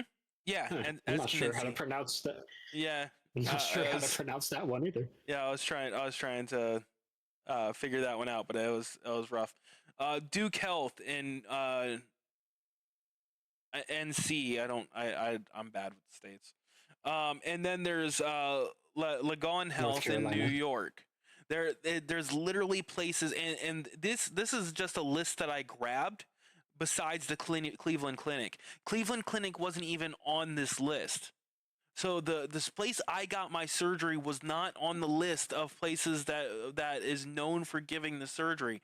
You can find help Yes. anywhere. All right, and those doctors, if they're looking out for you, if they're really there for you, can lead you along the right path. Trust your doctors and follow the path they set out for you, because they're going to be your best resource on reaching the goals that you want to reach. I will add a caveat to that. Trust your doctors if they've shown they are worthy of trust. I We agree on also that have to make caveat. sure, because doctors are still simply human beings. They have their own biases, they have their own beliefs, and sometimes they let those beliefs or biases affect the way they give patient care. And We're not supposed to let that happen, but it does happen because who is going to police a doctor in their own practice? Balheed, you said you had a question. Oh, hello, Vahid. What's your question?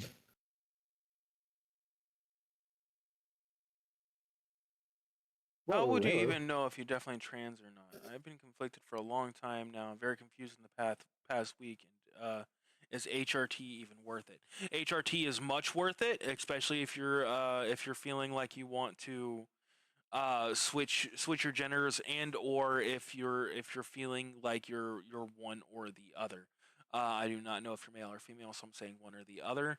Um, and What you can also do, gender affirming care, so many times they believe, when we talk about gender affirming care, so many times people believe it's a medical intervention only. It is not. Gender affirming care can be something as simple as, okay, so for an example, every now and again I do good girl and good boy videos.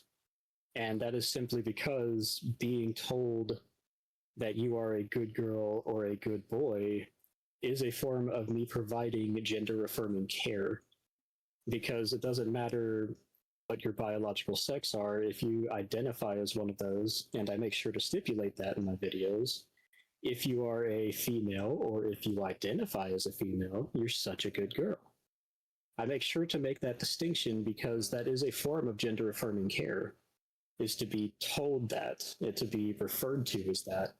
So gender affirming care can be as simple as changing your clothes to from a typically male presenting area and trying out a typically female presenting outfit and maybe seeing how that makes you feel. There are many number of little experiments you could run, and all you have to do is listen to your feelings.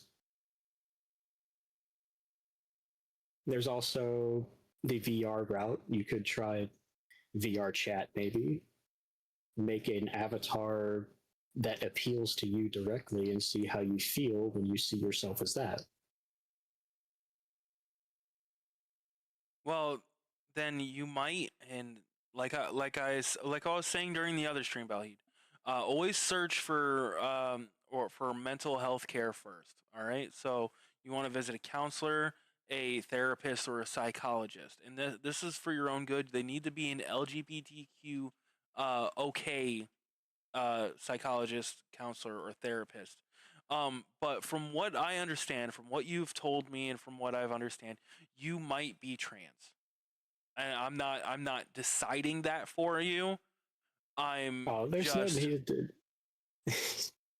Said that she's nervous about going to see a psychologist. Look, there's no need to be nervous about that. I know it's kind of a scary thing. However, all you need to do is be honest with your psychologist. Don't try to hide things. Lay out things as simply as you understand them. And if the psychologist is a good one, they'll help you figure out what the feelings are attached to that, Balheed. There's no need to be nervous. no need to be nervous at all. Go in expecting to give the full and honest truth to this person without trying to hide yourself.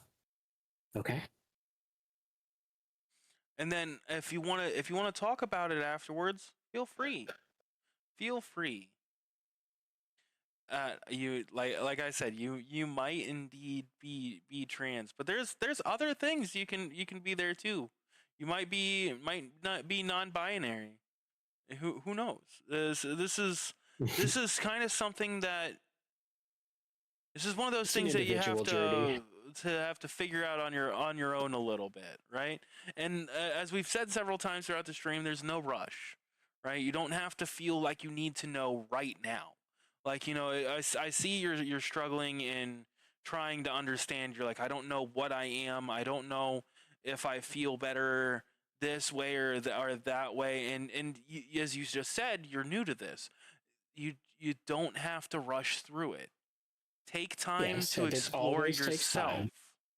Take time to find who you are, right? What you're happy with. If you find that you would rather be a girl than be a boy, then you're trans. And this is something that you will explore and find along your way. Well, Valheed, you'll get it. I promise you will. And since you just like being called a girl, I just want you to let you know you are a very good girl. Okay? We love you and we appreciate you. We do understand. It's not a rush. And if you feel like later on this isn't really how you feel, then that's fine. Yeah, But it's fine. No, the no fact that need you're to- unsure right now, that isn't anything weird. That's perfectly natural. Mhm. So it's okay. I've went through all of my bullet points, I believe. And I don't think I really have anything much else to talk about. What about you, Foxy? I mean, I could still go on for several hours on different topics, but we've already been doing this for 3.5 hours. I think that's enough for one stream, I think and we will that's enough for one stream. Yeah. we'll definitely. It seems like there's a lot of people who are interested in joining us and adding their perspective. Oh So yeah, for I don't sure. think This has been a great. I feel like this has been a great success. This has been a Me great too. day. I don't think this will be the last time we broach this topic and a bunch of other topics. Yeah, I'm excited to see where this goes. I believe and I Kaiser might want to do a solo stream with you too.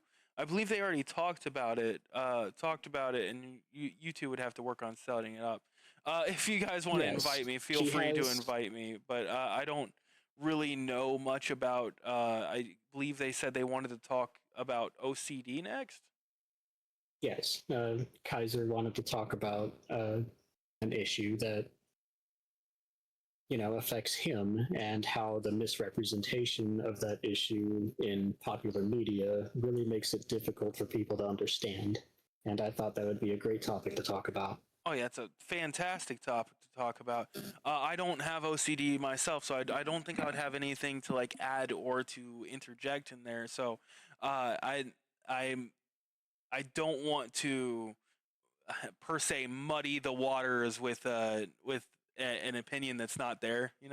So Well, actually, that could be something positive. Basically, you could be our control group for that one. I'm perfectly fine with that. I would check with Kaiser first, make sure that's what they want to do because I did specifically request that it was you and me today. So it's all depending on what Yes. you two want to do, whatever you two feel more comfortable with. But I feel like today's been an absolutely great success. It's been great to sit here and talk to you. I literally can't believe the amount of understanding that came out of you today, Foxy. There's not a lot of people that I would say truly understand where I was coming from, and I even have a hard time explaining myself. But your medical knowledge on this whole thing was absolutely outstanding, and um, I super appreciate even being able to do this with you. So thank you, Foxy, for coming along on this journey. It's been a really good day. So thank you so much. I've had a great time doing this, and I'm so happy that my understanding is based on my own perspective and the things I'm told, the things I'm able to observe. So the fact that my understanding rang true for you, it's extremely validating. I'm so glad that that happened and that I can help you to feel understood too. Oh, it was And absolutely fantastic. Absolutely fantastic. Could not be more flawless.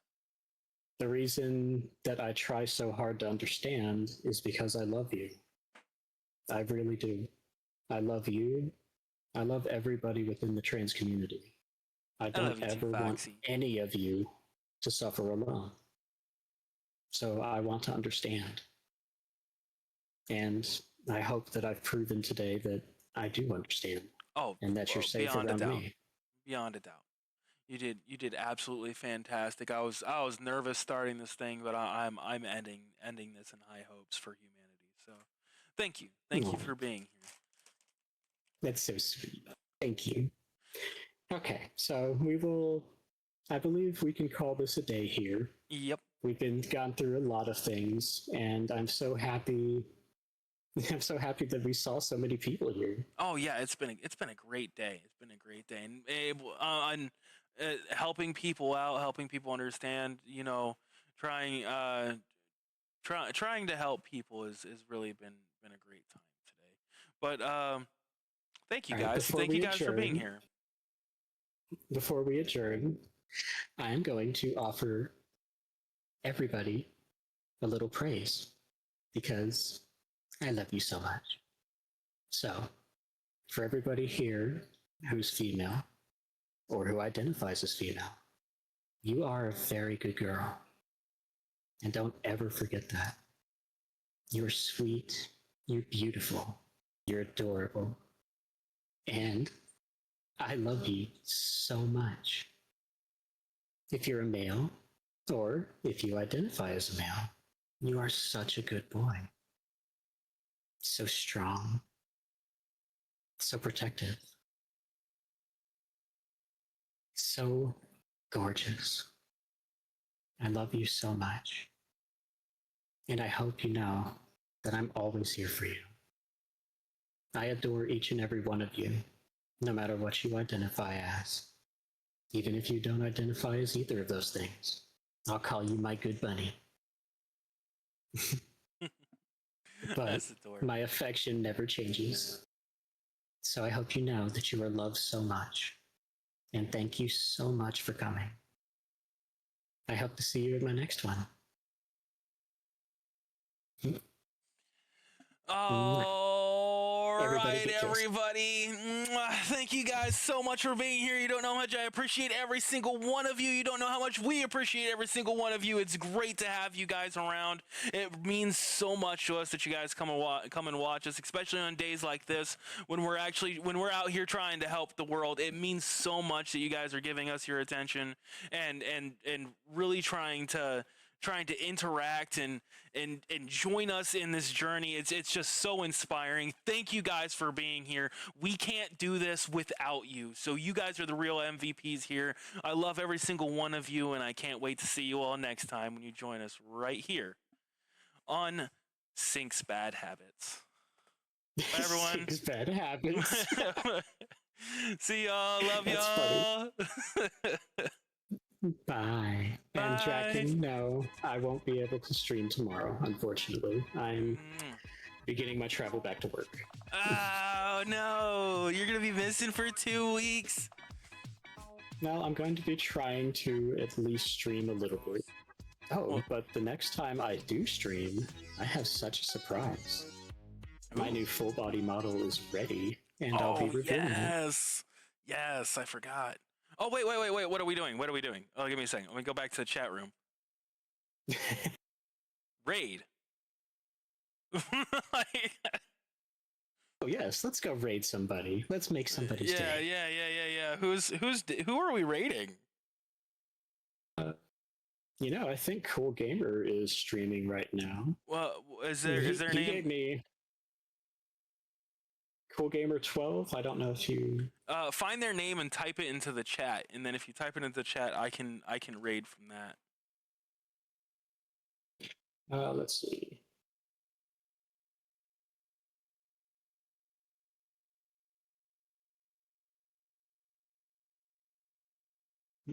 The reason I was reminded about Cool Gamer is because his name is up there on my most recent Raiders list. He raided me last night, not last night, but my last stream. Well, it's time for a double raid. Let's get them back. So, how do I? Oh, there it is. Cool. Cool Gamer _12W. Love you all. You guys have a fantastic day. Bye, everybody. I love you.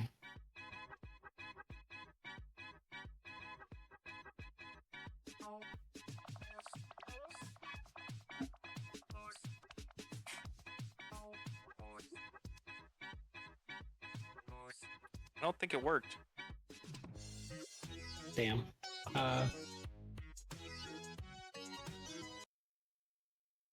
Underscore 12W. There was a problem starting this raid. Please. Okay. Okay. Back to the chat room a second time.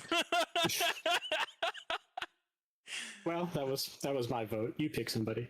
Oh, it's I pick random people. All right. Let's see. Well, just pick somebody who looks adorable. Pick somebody who looks adorable. All right. So if I were to search, let's see, like, wild assault, maybe. Oh, sure. No. Let's go raid a furry. Let's go raid a. There was no. I like to raid like newer people who just don't have anybody watching. Makes them feel good. Oh yeah. I will find one. Oh, okay. Found one. And they look like a cutie. AISLINGRIEDSEL.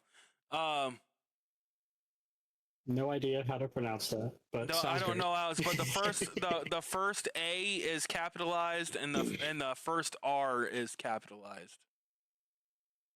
All right, sounds good. Let's go raid him. All right. I'm on my way to the raid. If I can do it right. Everybody, when we get there, make sure to tell him that he's loved.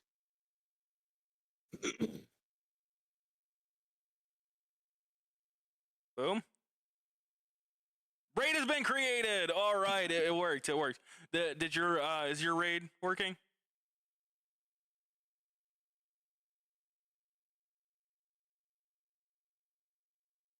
Wait, I'm gonna type it right here so you can see it. Yes, I may have gotten it wrong.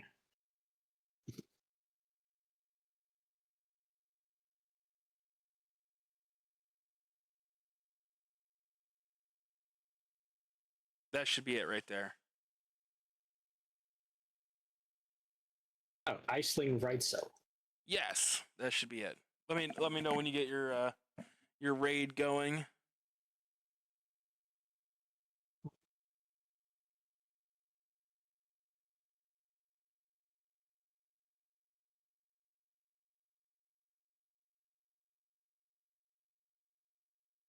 I should. I haven't done this in a while.